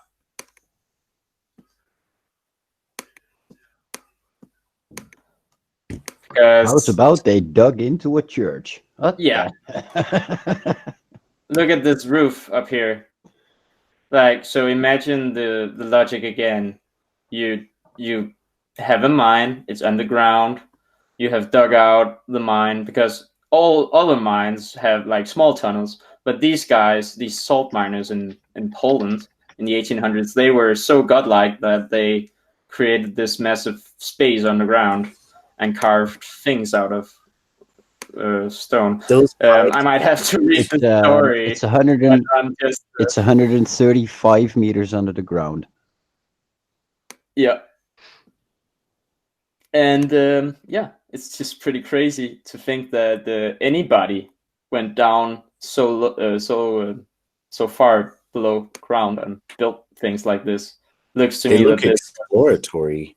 I mean, you built all of that beneath the surface, and your primary way in and out is a set of rickety wooden stairs. Yeah, the discrepancy is pretty noticeable. Look at these, though. Does this look like ancient tech? But yeah, so Yeah, it could be churches underground, and cave systems could be part of ancient infrastructure. Hey, just like when we were looking at the at Naples and how they had churches beneath the surface, and then the catacombs, and that's where they lived, held night masses during the years of the miasma, covered in ash. Covered in that, yeah. So I just wanted to Nathan, are you ready to go into it now, or do you still want me to present something? Fomenko thing? Yeah. Oh yeah, sure. I just have a few initial thoughts on this because I'm still there's a lot to share, but we can just go over a single page. God is a volcano. Yeah. But there's some funny links. Let me see. God is a volcano. Do you believe it? Can you receive it? God is a volcano.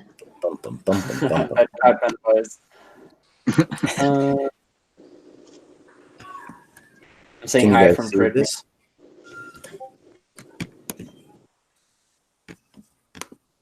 Yeah. Okay. So Fomenko goes almost instantly into, and this is very dense. So when I say almost instantly, I mean like 12 hours worth of reading and checking. He goes almost instantly into the variations on maps inverted in the Middle Ages. This is chapter 1, section 10.3. And it's very short because we have so many examples. It's not even a contested thing. Now, these maps,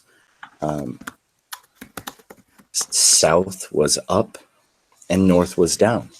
And a lot of the excuses are placed with the sailors sailing out from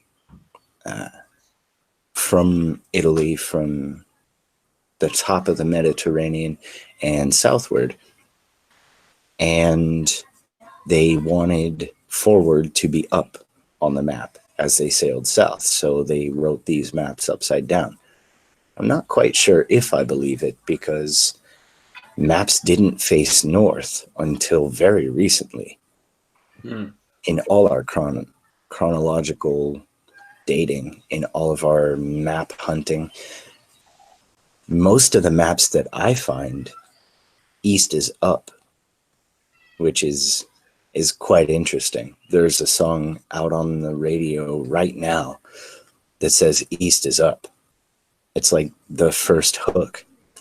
And this band 21 Pilots, I'm digging into them because they are so esoterically aligned, it's scary. And this is what our kids listen to. But yeah, that's that's weird. I've been noticing that too randomly. It's pretty popular in Europe too. And they're huge. What the heck? Are they not clearly third degree and above? Like, come on. Whoa. All the stuff they go pretty deep. Oh yeah. And they actually turned me on to the French group of mathematicians that took on the moniker Nicolas Bourbaki, and how they completely revised and started at one with mathematics and said that they proved the existence of God in mathematics. And this is back in the day, like this is old stuff. But yeah, that's what 21 Pilots is about? Whoa. That makes sense. That and more. I guess I got to get into that for a second. 21 Pilots is a story of Clancy, who is blurry face. And the kids think it's a story about depression, which it may also be. But blurry face, it has been created out of trauma from the human Clancy. And he's stuck in a city called Dima. And Dima is ruled by 9 bishops, and no one leaves Dima. And now it's Nico and the Niners, which is a direct reference to Nicholas Bourbaki. And their second major album is called Trench, wherein they escape from Dima, but they say east is up. And they get into a lot of alchemy and a lot of mathematics and so many biblical references that unless you're well read on more than one version of the Bible, they'll go right over your head. It's really crazy. I hate to say listen to a pop band, but listen to this pop band. Shit yourself. Dude, So- do it backwards. No, I'm just kidding. Actually, there's videos of kids that play their stuff backwards, and they're like, "Did he just say try to suicide us? No. Did he just yeah? What? All right, I'm interested. Oh, that deeper I than mean, you know. that's But so the- real all the time, but like, I just hadn't bothered to give them any slack. But one of my ex-girlfriends was telling me about it, and I was like, huh, that's pretty weird. Like, you're into that band because you're so woke, you know, like kind of sarcastically. But then, like, you know, she was like, no, they're bright eyes wide shut, you know. Oh yeah, it's pretty crazy, but they leave hints and clues. They went media silent for a year, and then came up with a new website where everything is code, including pictures, including maps, including GIFs and short films, images, so that you can try to divine things. But they feature Neptune's trident, they feature vultures, and every time that you look at a map that they present, you have to turn it 90 degrees so that east is up. And when I first started looking into them, none of the kids had figured that out.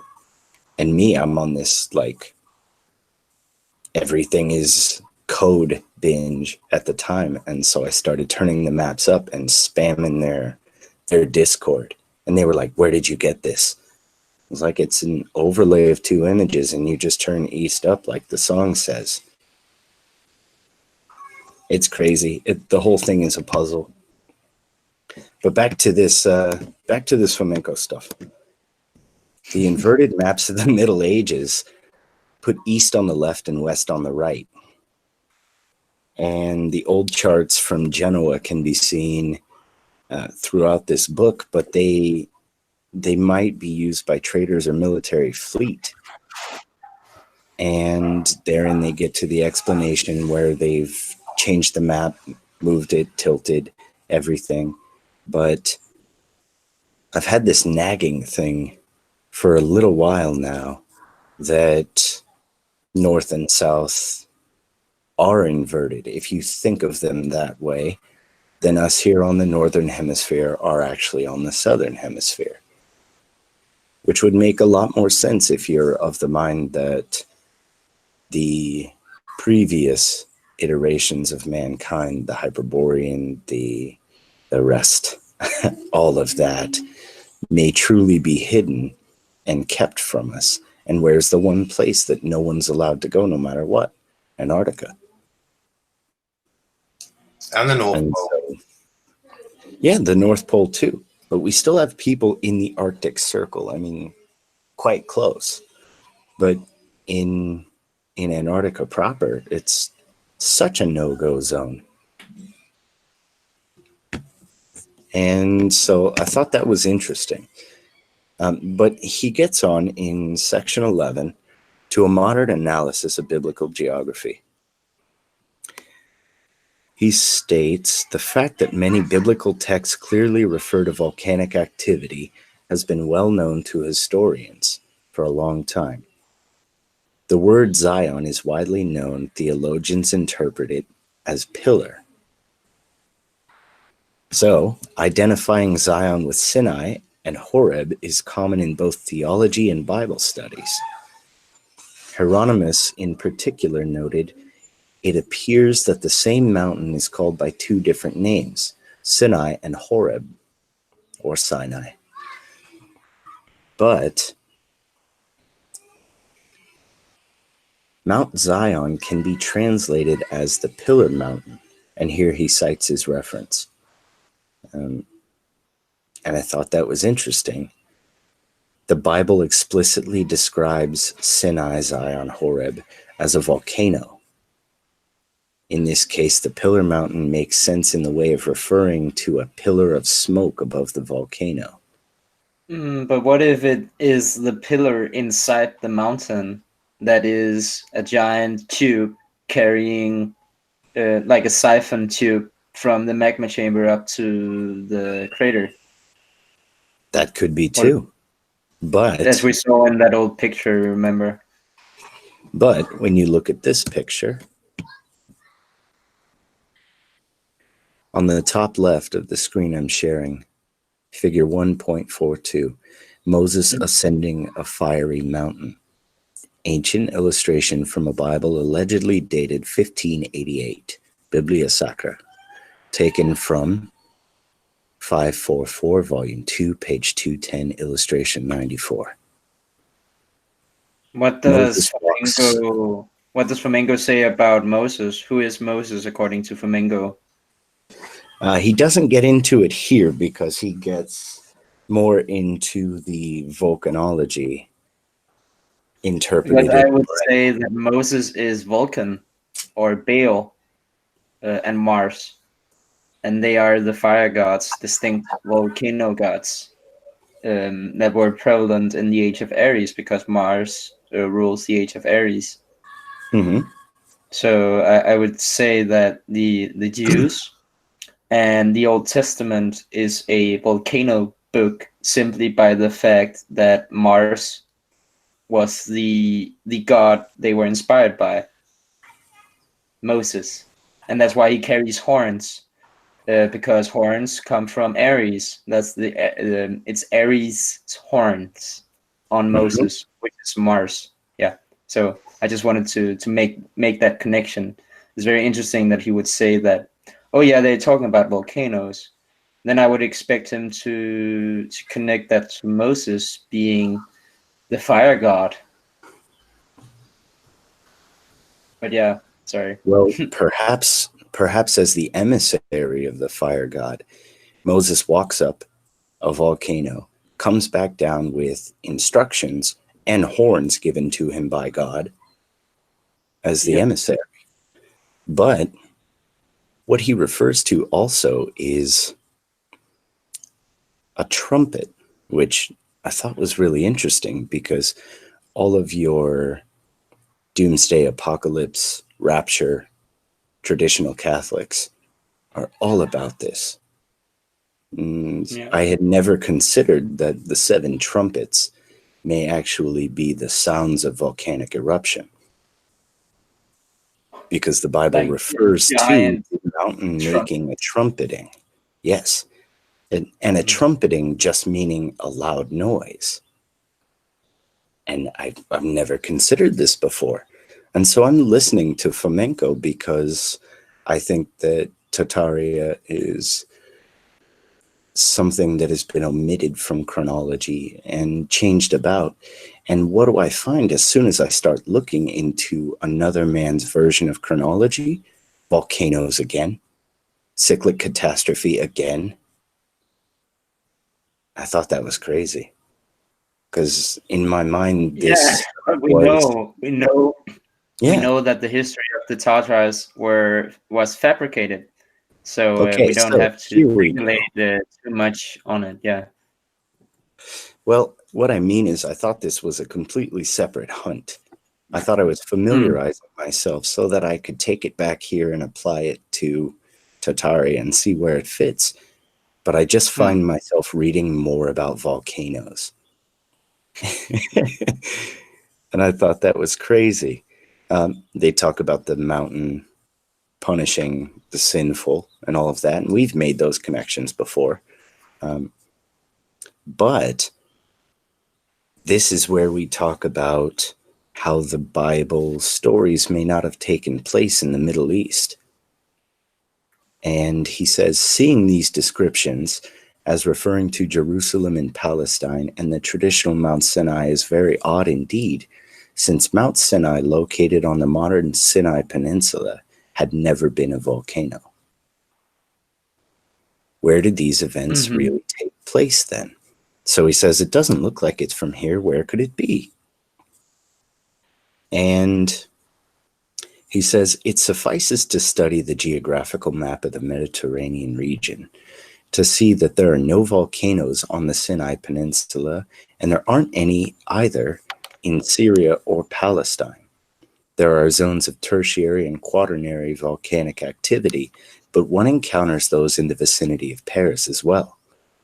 There has been no volcanic activity recorded in documented history in the post-AD period.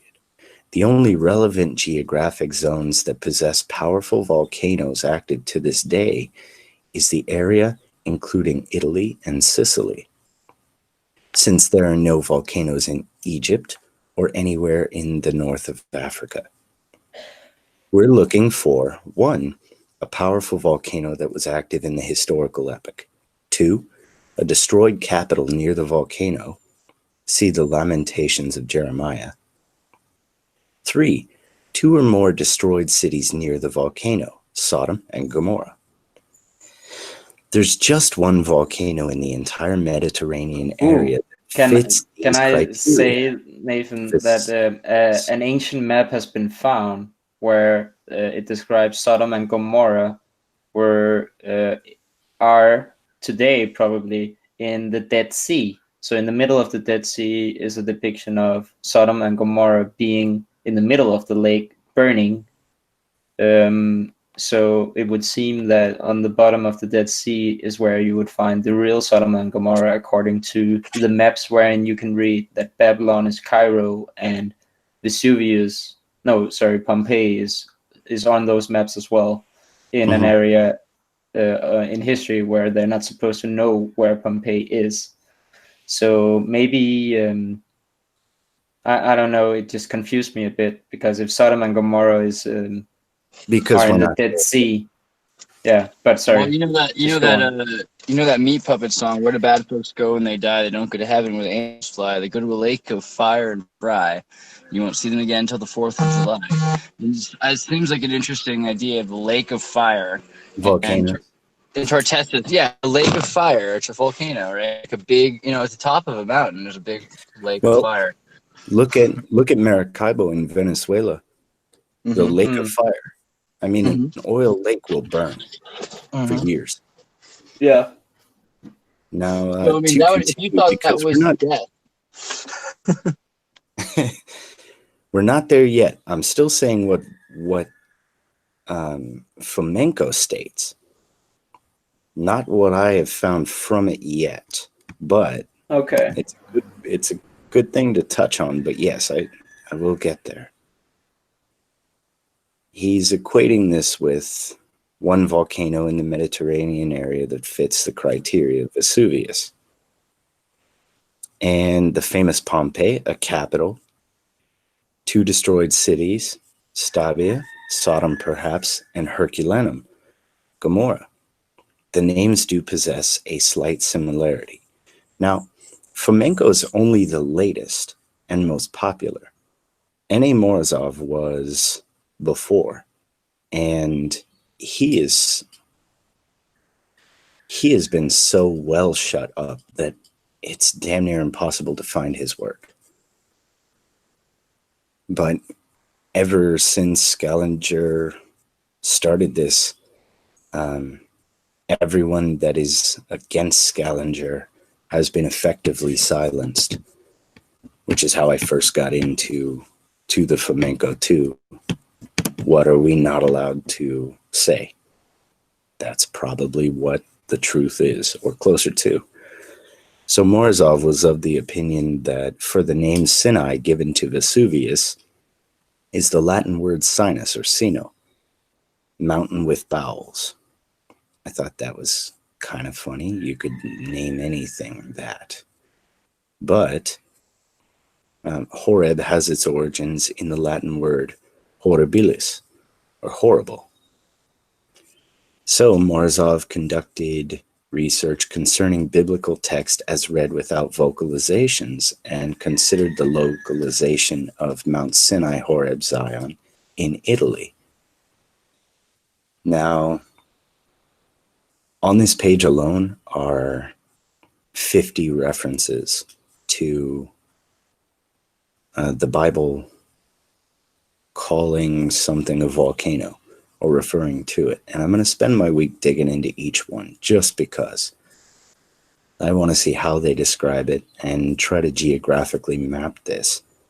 Yes, volcanoes come and go. We have ghost volcanoes, extinct volcanoes, and just because at the time we didn't see their evidence doesn't mean they don't exist or didn't. But this book is recent. This book isn't 50 years old.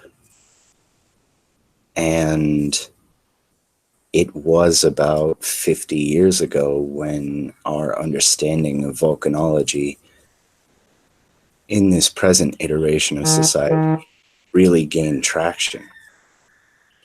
And so for a man that has done this work, I would be hard-pressed to think that he, making his claims, is ignorant of the basic tenets of what was known about volcanology at the time, which 2000.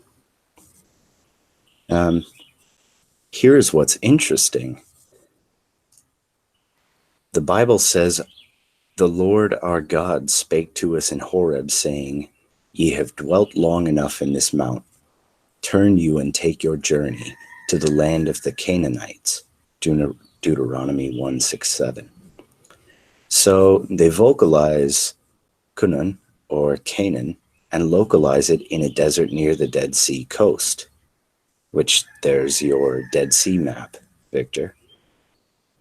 Mm-hmm. But another vocalization is possible. Canaan, Sanoa, as a variant of Genoa in Italy. Apart from that, and this is the interesting connection, the word Canaan sounds like the land of the Khans, Canaan. The Bible gives the direction as to the land of Canaan, the Canaanites, and unto Lebanon, L-B-N-U-N, commonly vocalized as Lebanon. However, it's also used for the word white and might have been used to refer to Mont Blanc, the White Mountain literally. The land of the Canaanites may mean the same as the Khan's land or the land of the Khan. So what I've been considering is Moscow, Jerusalem. And could they have made the trek after a volcano, after leaving Campi Flegrei area even, away from volcanoes and into Tartaria? Say that last part again, sorry. Oh, leaving the land of the volcanoes and going to Tartaria, the land of the Khans. Now, without saying Tartaria, without saying anything too specific, in a completely separate line of research, he's driving the people of this time in the Bible into what have seen may actually be the Moscow, Jerusalem.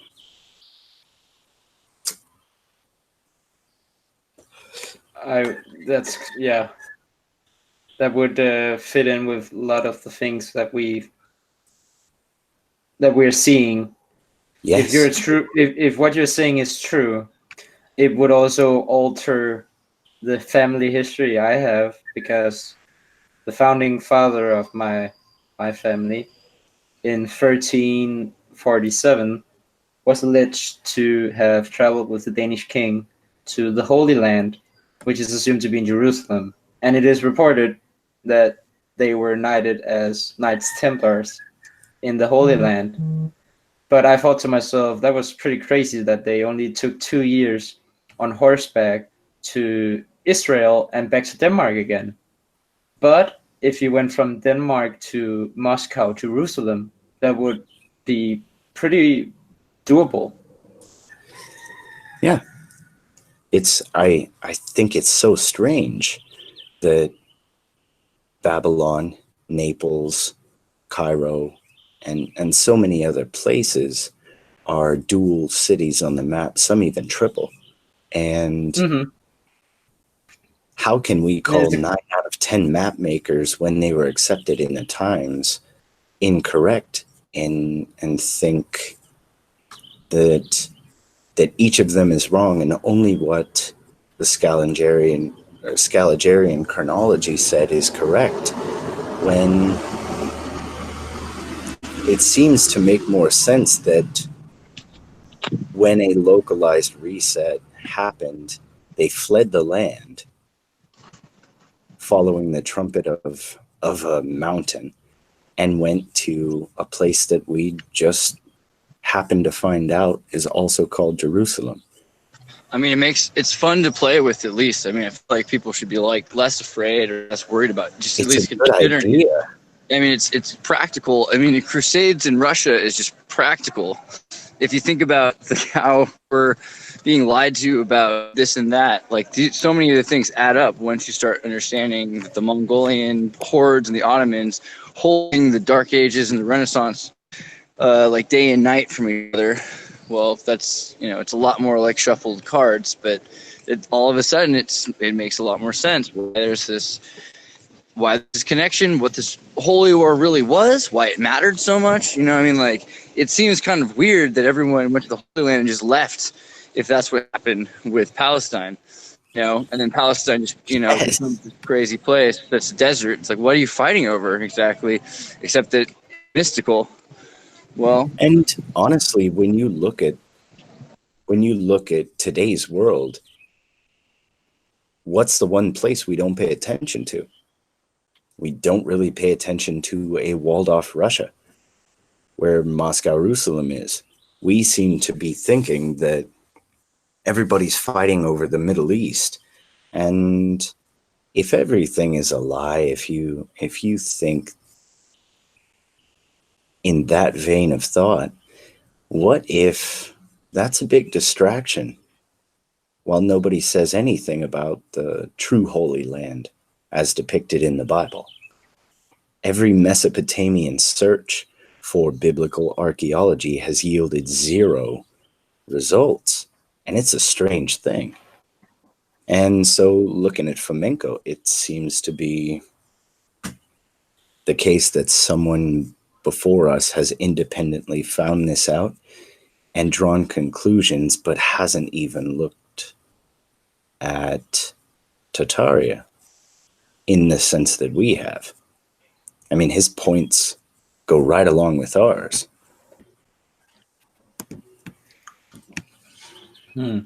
Maybe not wholly. I'm still reading. I'm still learning. But the rest of the chapter, section 11, gives more and deeper references. The Bible says, when we departed from Horeb, we went through all that great and terrible wilderness, Deuteronomy 1:19. The famous Phlegrean fields that are located near Vesuvius fit this description perfectly. Large areas of scorched land full of small volcanoes, fumaroles, and layers of lava. According to the Israelites, came to Kadash Vrene. Can't read that. But it's vocalized as Kadesh Barnea. However, the town in question may well be Cadiz upon the Rhone. Cadiz on the Rhone may be another name for the modern Geneva, or indeed the Bulgarian city of Varna. And so when you listen to all of his points based on this, we're seeing that it's easier to paint a picture that Fomenko is painting than it is to assume that everything happened in this small localized area. chief among the examples is, how did Moses wander around in a circle with a caravan for 40 years? That always got me. Like, bro, God told you where to go. How did you get lost for an entire human generation? Maybe it was just really far away. Yep, that is an Occam's razor conclusion that I like. Yes, it's worthy of exploration. Yeah, it doesn't. And also, if you think about, if you really think about Jerusalem, right? It is said to be a prestigious, illuminated city, right? Illuminated is one of the titles. And if I could just share my screen for the last time this evening, I can show you very quickly the illumination of Moscow in all its parts. I have many pictures of it and it starts from the beginning of the 1800s, so way before electricity has come out officially.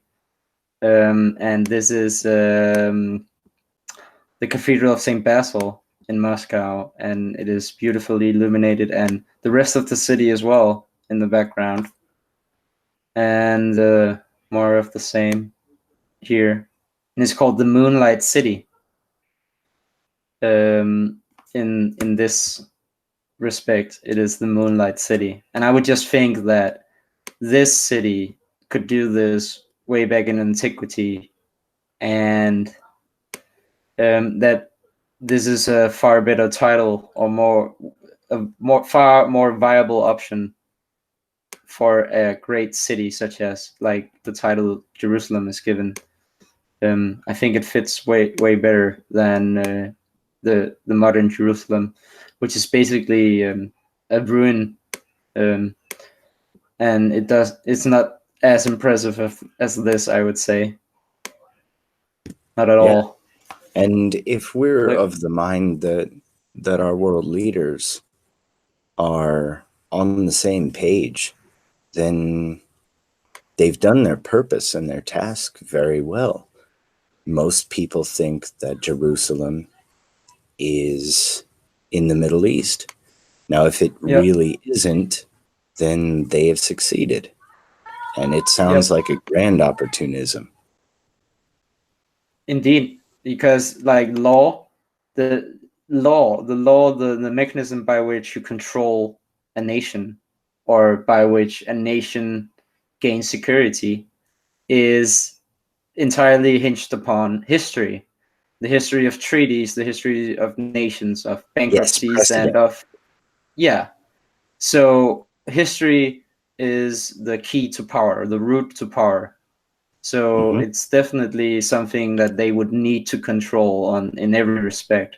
And to make such a power play, to create a localized area where everything took place, is a massive power play. It's just so massive.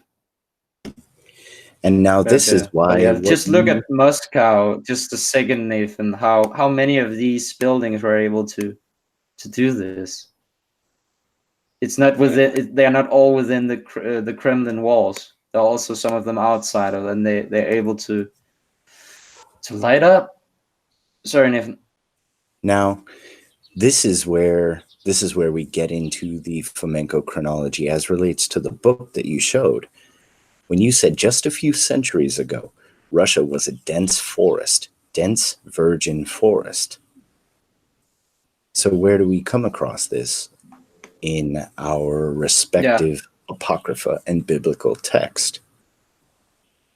Now, Jesus wandered through the forest for a month.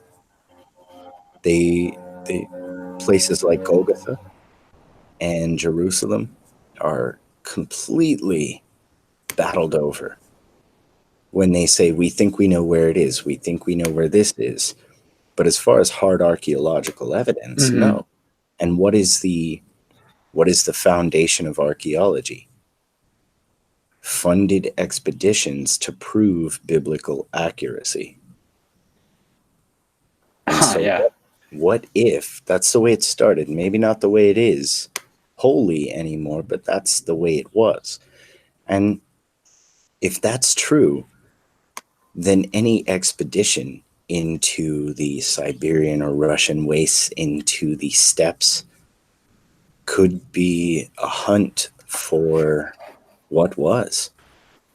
And that would provide a great reason for why we never found anything like that in the Middle East as we've searched for it. Sure, there are other great things in the area, but what if it was really found in Russia? This could definitely explain World War II, the Repatriation Act, the changing of the Russian languages 3 separate times, the outright genocides that have taken place in there since the 50s alone. I would call the last 100 years of human history a massive success for anyone who may have tried to hide the true Holy Land. Yeah. And maybe Kremlin was the true holy city, right? The city of illumination. Yeah, this could be. And so this bears more looking into, but I found the idea fascinating. And the book you handed me, the pages that you shared today, only served as more incentive to dig deeper. A few hundred years ago, all of Russia was a forest. Jeez. Yeah. And look at it now. Vast steppe plains. And exactly. Human industry over the course of time having done something like that. And perhaps Nathan John Struess. But John Struess, he talks about in the 1600s that entire cities in Tartary was swallowed by the earth. Wild. And I could see that because in the 1600s, we get on to today's cyclic cataclysms. Most of America was a geomagnetic hotspot during that time. And this would mean that there would have been in the 1600s an increase in earthquakes, liquefaction, volcanism, just in general in that area. I mean, the last time that place was geologically active. And so this could go quite a ways to explain the whole thing. But only if viewed from a holistic standpoint. Right now, I'm looking for the Temple of Solomon here. As I've shown before, this was in Jerusalem, which may be Moscow. Oh. And he's got a lot to say. Fomenko has a lot to say about the location of the Temple of Solomon, too. That's funny. But the funny thing is, right, that first of all, this, when it was originally built, this was a teeming city full of buildings, both in high elevation and down here at the base level of the temple. And there was a huge mud flood, and we know from the Bible that and other sources that the Hebrews found Jerusalem, dug it out, or I've at least heard there's a guy called Macho69, I think, in our Discord. He told me about as he has some family history on it. Oh yeah, he told us that as the way he understood it is that the Jews found Jerusalem, found the Torah underneath the earth, and started from there. And this could indeed be what happened after the cataclysm. They come to Jerusalem, digs out the temple, find the archives, and gain all their knowledge from which they have all their power today. Another point is that the size of this is just so crazy. Look at the small trees here. And this building is also very big. And this is the temple itself. This is the base of the temple. What's going on down here is entirely anyone's guess. It's impossible to find out as far as I'm concerned. You want a crazy idea? Looking at the water through that place, it could be a massive foundry. Yeah, I would agree. Look at that and think of it as a blueprint drawing that looks like a foundry. these bridges, they used to go down, and there used to be massive structures here on the side of it. But just look at the plateau up here, and it's just crazy. And we heard in that book I read that 300 feet of mud. I think this is more than 300 feet. And I don't know, 30 feet is 2 stories, the way our buildings are. So yeah, 100 feet, I mean, that could that could do it, I would say. Could this be 20 stories? Yeah, perhaps. It's one of the largest buildings that I have ever witnessed in these old pictures. Oh, yeah. Could this be Russia? Looks like that stone-cut temple in Ethiopia, doesn't it? Yeah, what do you guys think about this stuff? It's huge. It's like a smaller building built on a bigger building. Kind of feel that that's possibly where a lot of stuff that is now might be. And also just to think about the size of and the digging operation, and there's just so many things that are inferred from just this picture. Who dug this out? Who built it, and how was it built? Why isn't this included in the ancient wonders of the world as well? And why are we first beginning to see the pictures of this temple now? Maybe as a Danish guy, I'm not prone to see Jewish, history, but I don't get why when I show these pictures of this temple to people, most people are surprised to find out that this is reported in history to be this big.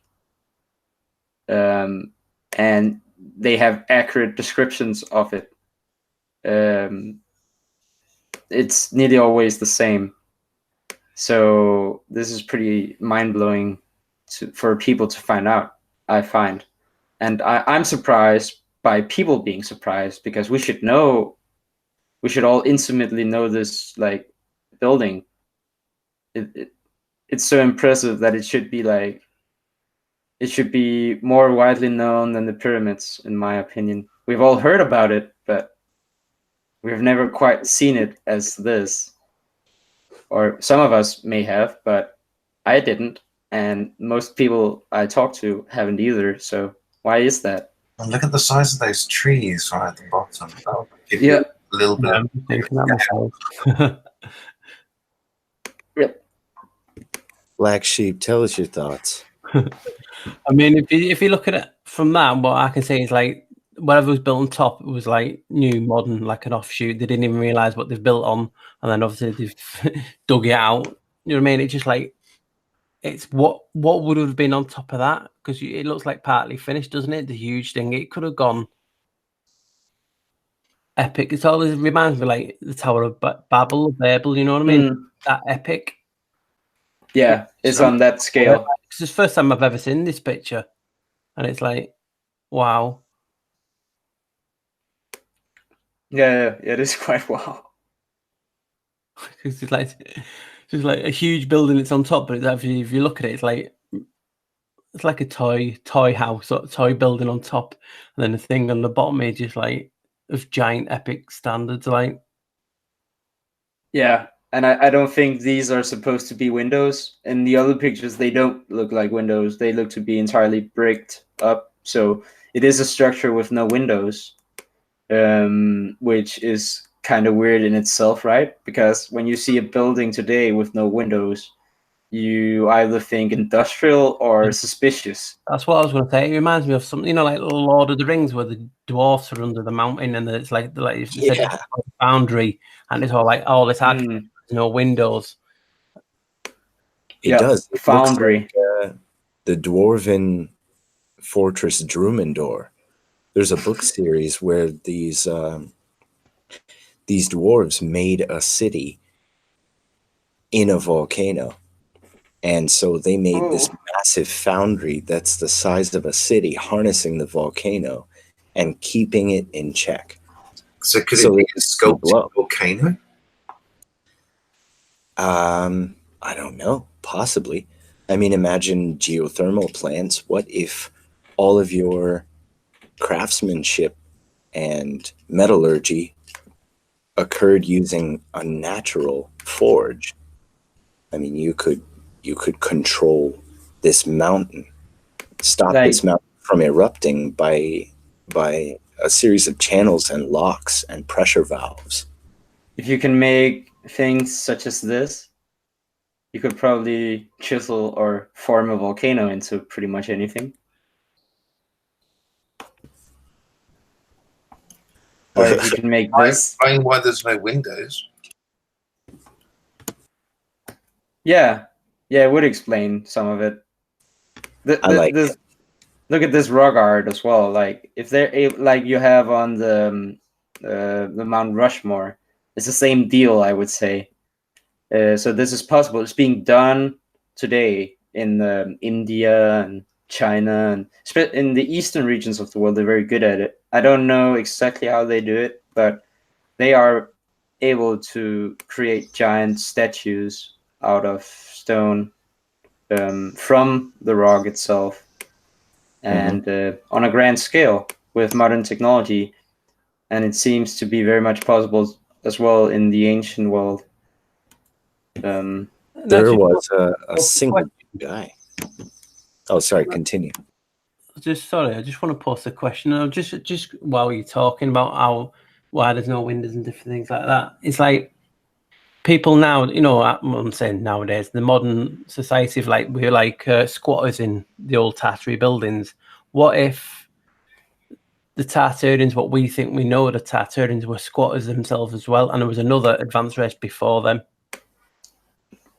Yeah, exactly. It seems like we're building on top, and people keep moving in and moving in. And as we go higher, we de-evolve in tech. You know what I mean? We used to be really clever, do anything like this. The more we're moving up, more we're going backwards and backwards. It just Yeah, that's basically whoever walks into this turns on as much of the equipment as they can, and it's a little less every time until we're just using it for shelter. And that's why the other week we were looking at the Gorgon Wall and talking about pyramids and star forts, and it may not just be one grid we're looking at or one system or culture. It may be 4 separate ones. Yeah, indeed. Did anyone see the flashing pictures here? Oh yeah, casting is incredible. Yeah, and this is not only casting a statue, this is casting a very ornate, finely detailed giant statue. See, this is the mold. Here you pour in the filler, and you don't know the size yet of this thing. It's very big. And the inside, my question is, how do they create the mold? But look here, these arches could give you an indication of the size of this operation. It's very large. Also here.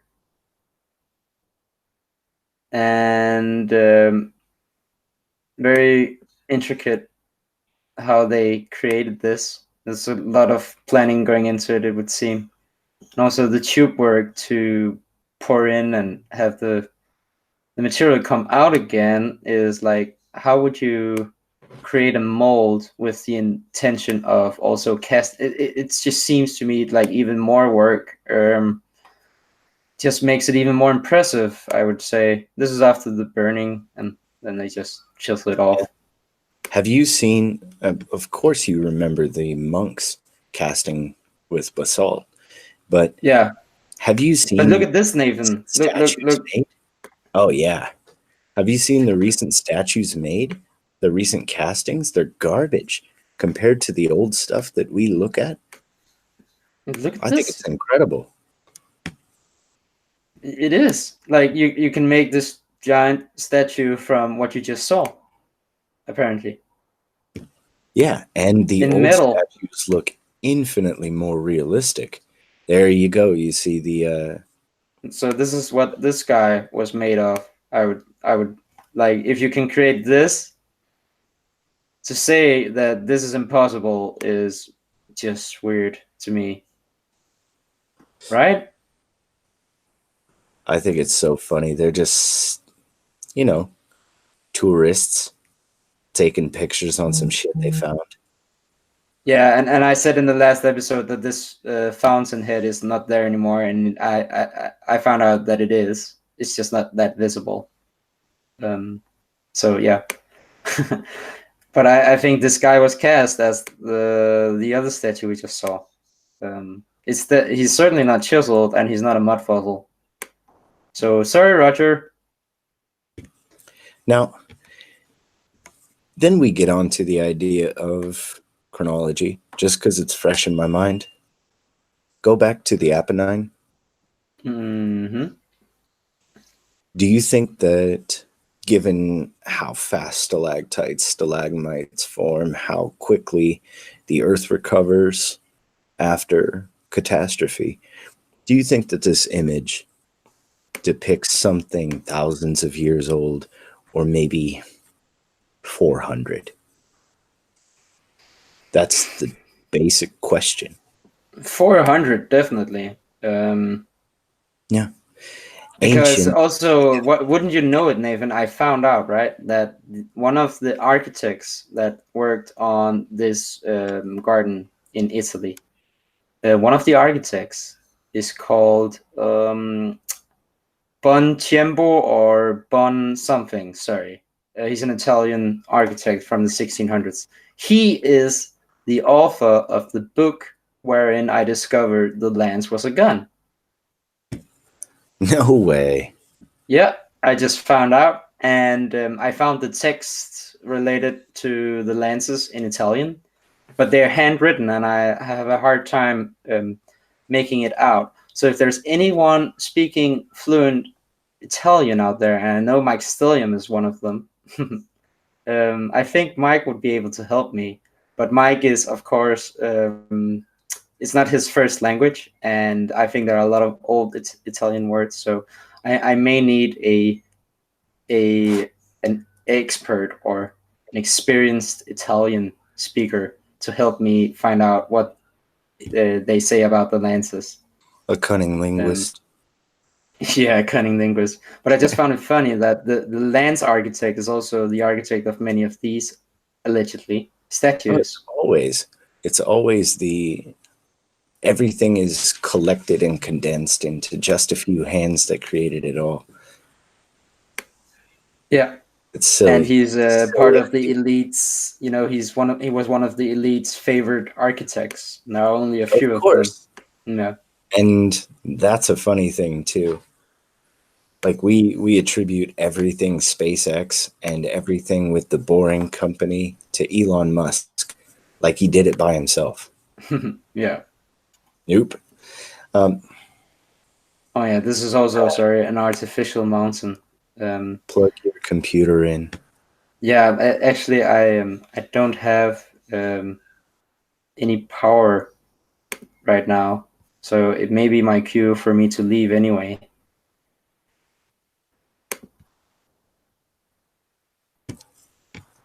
You don't. So I also have to go. Yeah, that's not. I could get it quickly, but I have to go in like 15 minutes anyway. So, I want to. We've been running for a while, so yeah, this may be a good time to call it. Yeah, I just wanted you to show. I just wanted to show one last thing. Then, this is in a church, and nice. it has this wheel, and there are pillars, and it's behind an organ. And have anybody seen a wheel such as this before? Somewhere? Hey, I mean, yeah, Stargate. I was just going to say Stargate. Yeah, I almost said Stargate, and I stopped myself. Stargate. Stargate. I would say this Stargate is very much akin to perhaps this part of an electromagnetic motor from AEG in Berlin in the late 1800s. it came from a Edison patent, and I'm trying to find out more about it. It's hard to find info on it, or else I'm just a bad researcher. But I'm thinking very much that this could be an electromagnetic machine as well inside a church. And here you have it in the modern day.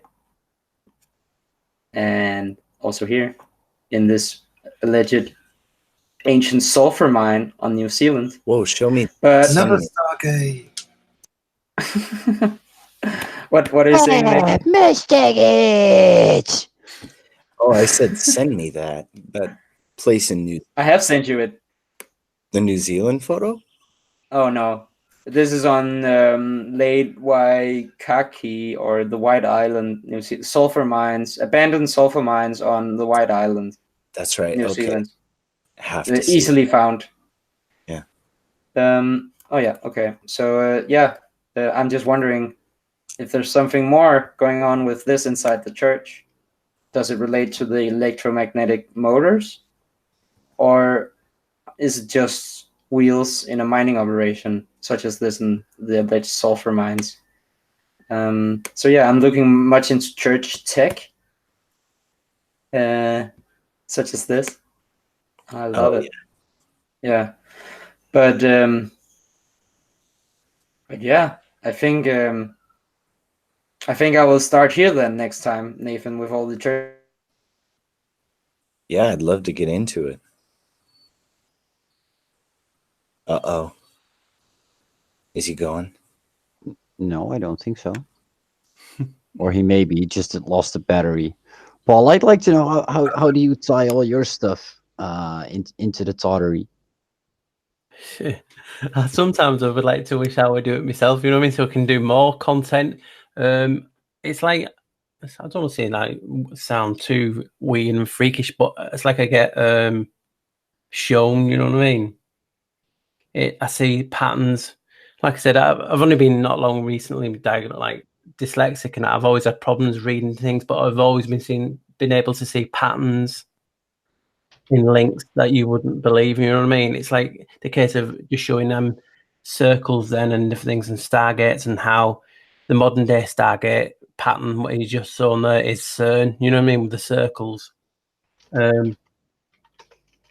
And it's just so strange. It's like the one I'm working on in a minute about CERN, and it basically ties into that, you know, with DNA and different things like that. Could it just be how people get after a reset? You know what I mean? But that links in with Stargate as well. You know, when you're talking about the Goa'uld. Remember the Goa'uld? Mm-hmm. How they're symbiotic. Well, I came across something in my research that it just says it's a book or a film, but it sounds really eerie, and it talks about how in my research for the Janus, you know about Janus. Well, CERN's doing a project, and it's called the Janus Project. Well, when I was looking into the Janus Project, a make-believe book turned up, and it talks about how these scientists are making clones of humans and implanting them with symbiotic creatures. And I was just reading it, I thought, oh my God, that, you know what I mean? It just things. Yeah. Do you remember Demolition Man? Yeah. With Wesley Snipes. That's the funniest thing. Yeah, that's the premise of the whole movie.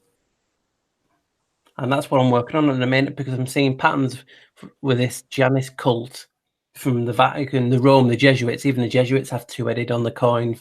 And I'm wondering, what is it? And then people were asking me, do videos about to do with the parasites and the archons and different things. And well, I'm thinking of like a symbiotic type of relationship, and me watching too much. Yes. Do you know what I mean? Having too much Stargate, and you've got Goa'uld, and that's like a symbiote put in. Well, the way I see that, it's like we have our own consciousness, but the idea of the parasites, this kind of takeover. There's something that's the archons basically try kind of have this influence over us as individually and collectively, and so there's this kind of process of kind of coming to the realization that a lot of the stuff that's going on for you isn't yours, but actually stuff that's being imposed on you by something else. And I think it also relates to things like splitting and trauma-based mind control and all of that jazz, and that's all intimately related with initiation processes and stuff like that too. So I think you're onto something. Yeah, And we was talking about DNA today, wasn't we? And the mitochondrial DNA. And if you look at it, if you just type it into like the your search engine, it comes back and it comes back in a circle. It shows you a circle, and it's just like the Stargate. And even layout, it looks like CERN. And then you're doing like Uberos and different things like that. And it could be these places that are just to not either the resets or to get the population and joined with a symbiotic type of thing, like the Verm. Oh, what's it now in Star Trek? Is it the Vril? Is it the Vril? What's in her now? She had a symbiotic type of relationship like the Gold. Oh, I can't remember the name now. This is something echoed quite a bit too.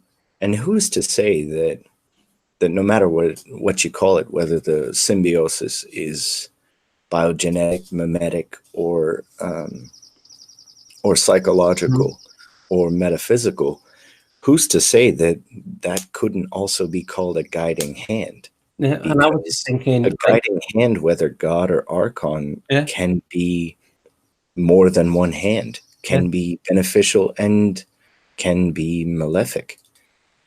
And what I was like looking at is, could this symbiotic type of relationship be the Tartarians? We're actually looking for them, and they're actually hidden in plain sight in the symbiotic relationship. That's just, you know what I mean? We're all looking for them, and they could be actually the symbiotic, the actual thing, or the gold, or whatever you want to call them, type of thing. You know what I mean? Because all the references to serpents and different things, and throughout history, and how history just been recycled, we just don't know what is truth anymore. You know what I mean? You have one God saying it's this, and then that God's that God, and this one's the God of gods, and this one is even. You just don't know where you are, and it's just crazy. And we just have to make the best of what we can with what we've got, in front of us. Yeah, it's still our life. We still have to live it. So yeah. Because it's, when you hear people talking about the Holy Ghost and different things like that, once if they're talking about a symbiotic thing. Exactly. Well, the possessions, demons, all that kind of stuff is all related. Very funny, actually. That's kind of information's been going around. Just stuff like that's been coming up for me recently, kind of understanding where people are coming from, whether or not they actually realize their own actions or behaviors, and how they manage that, whether or not it is really them, or whether it's actually an influence of something else. And it's a bit weird, but sorry. Yeah, because if you think about it now, the symbiotic relationship could be what's classed as duality. And if the duality is off, for instance, the symbiotic relationship, that is evil, or do you know what I mean? It's a case of that balance is off. And this could be what's creating wars and different things like this. And what we call as the parasites today, like, the ruling elite. Could it be a case of they've got like the nasty parasites that don't want to mix, or is it different species of them? Do you know what I mean? You just do not know. It's like opening a can of worms. Well, I guess it's the whole idea about, we're all souls being sent to this place, and yes, maybe there is this idea. I think it might be mentioned in an Akamadi that there are different origins for different souls or species of humans, and I'm wondering if there's like a energetic origin thing there going. I don't know. I looked at spirit science as well for a little while at one point a few years back, and one of the things that seemed to resonate with me was this idea of the whole thing about Atlantis, how it became really polarized, and the dark magicians and the white magicians, and then Thoth talks about how there were certain demons and things released through blood sacrifices and all that lot. So it's really, really interesting to make some connections there. And definitely. I mean, if you if you spiritual thing anyway. like the oldest creatures on Earth, and some of them like primordial, they look like worms and parasites themselves. And then you have them creatures on, like the undersea volcanoes, and they are like tentacle type of, creatures themselves, and they actually live on the volcanic, below. And that seems to me a link. Could it be them? Do you know what I mean? Type of thing. Yeah, there is. That's funny. Just the other day, I shared that picture of a sea spider. And I had never seen a sea spider, but in Antarctica, I can't make words. In Antarctica, they had been studying subaqueous sea spiders. And these things get 10 inches long. And now the largest spider that we know of in the world right now is a Goliath bird spider. But we have these things living in the deeps and the shallows in Antarctica, feeding off of volcanoes. And what in the world? I mean, they're looking at these for longevity. They're pulling their DNA for study. And I completely forgot where I was going. I was just so taken with these things. Giant life being created from the oceans. Yes. Volcano, the magma outlets. That's it. These sea spiders are older than anything else that we know of in this area. And we're talking, if any one creature would have been alive and unchanged since the times of perhaps silicone trees or the world mushroom, then it's these sea spiders. Definitely, it's like I'm hate to say TV, but I was into X-Files. I don't know if you guys were into X-Files. For sure. I've got like the box sets of them, and I'm just rewatching them. And one of the last ones I watched was when they were in was it Alaska or somewhere in the north, like the Arctic, and they were actually going crazy because of this little parasite that they've been dug up like from miles below the ground. And it just seems funny that I'm working on this now, and that was the other day. It's just so crazy that this creature, it was living primordial down below. It doesn't like mixing, but as soon as it goes into human, it makes them start fighting. It just reminded me of all the, the wars and different things that's happened in the world and the troubles, how we seem to be going straight back to that. You know what I mean? It's like people have been took over by an angry, you know what I mean? It just back to primordial times when it's just like you or me type of thing.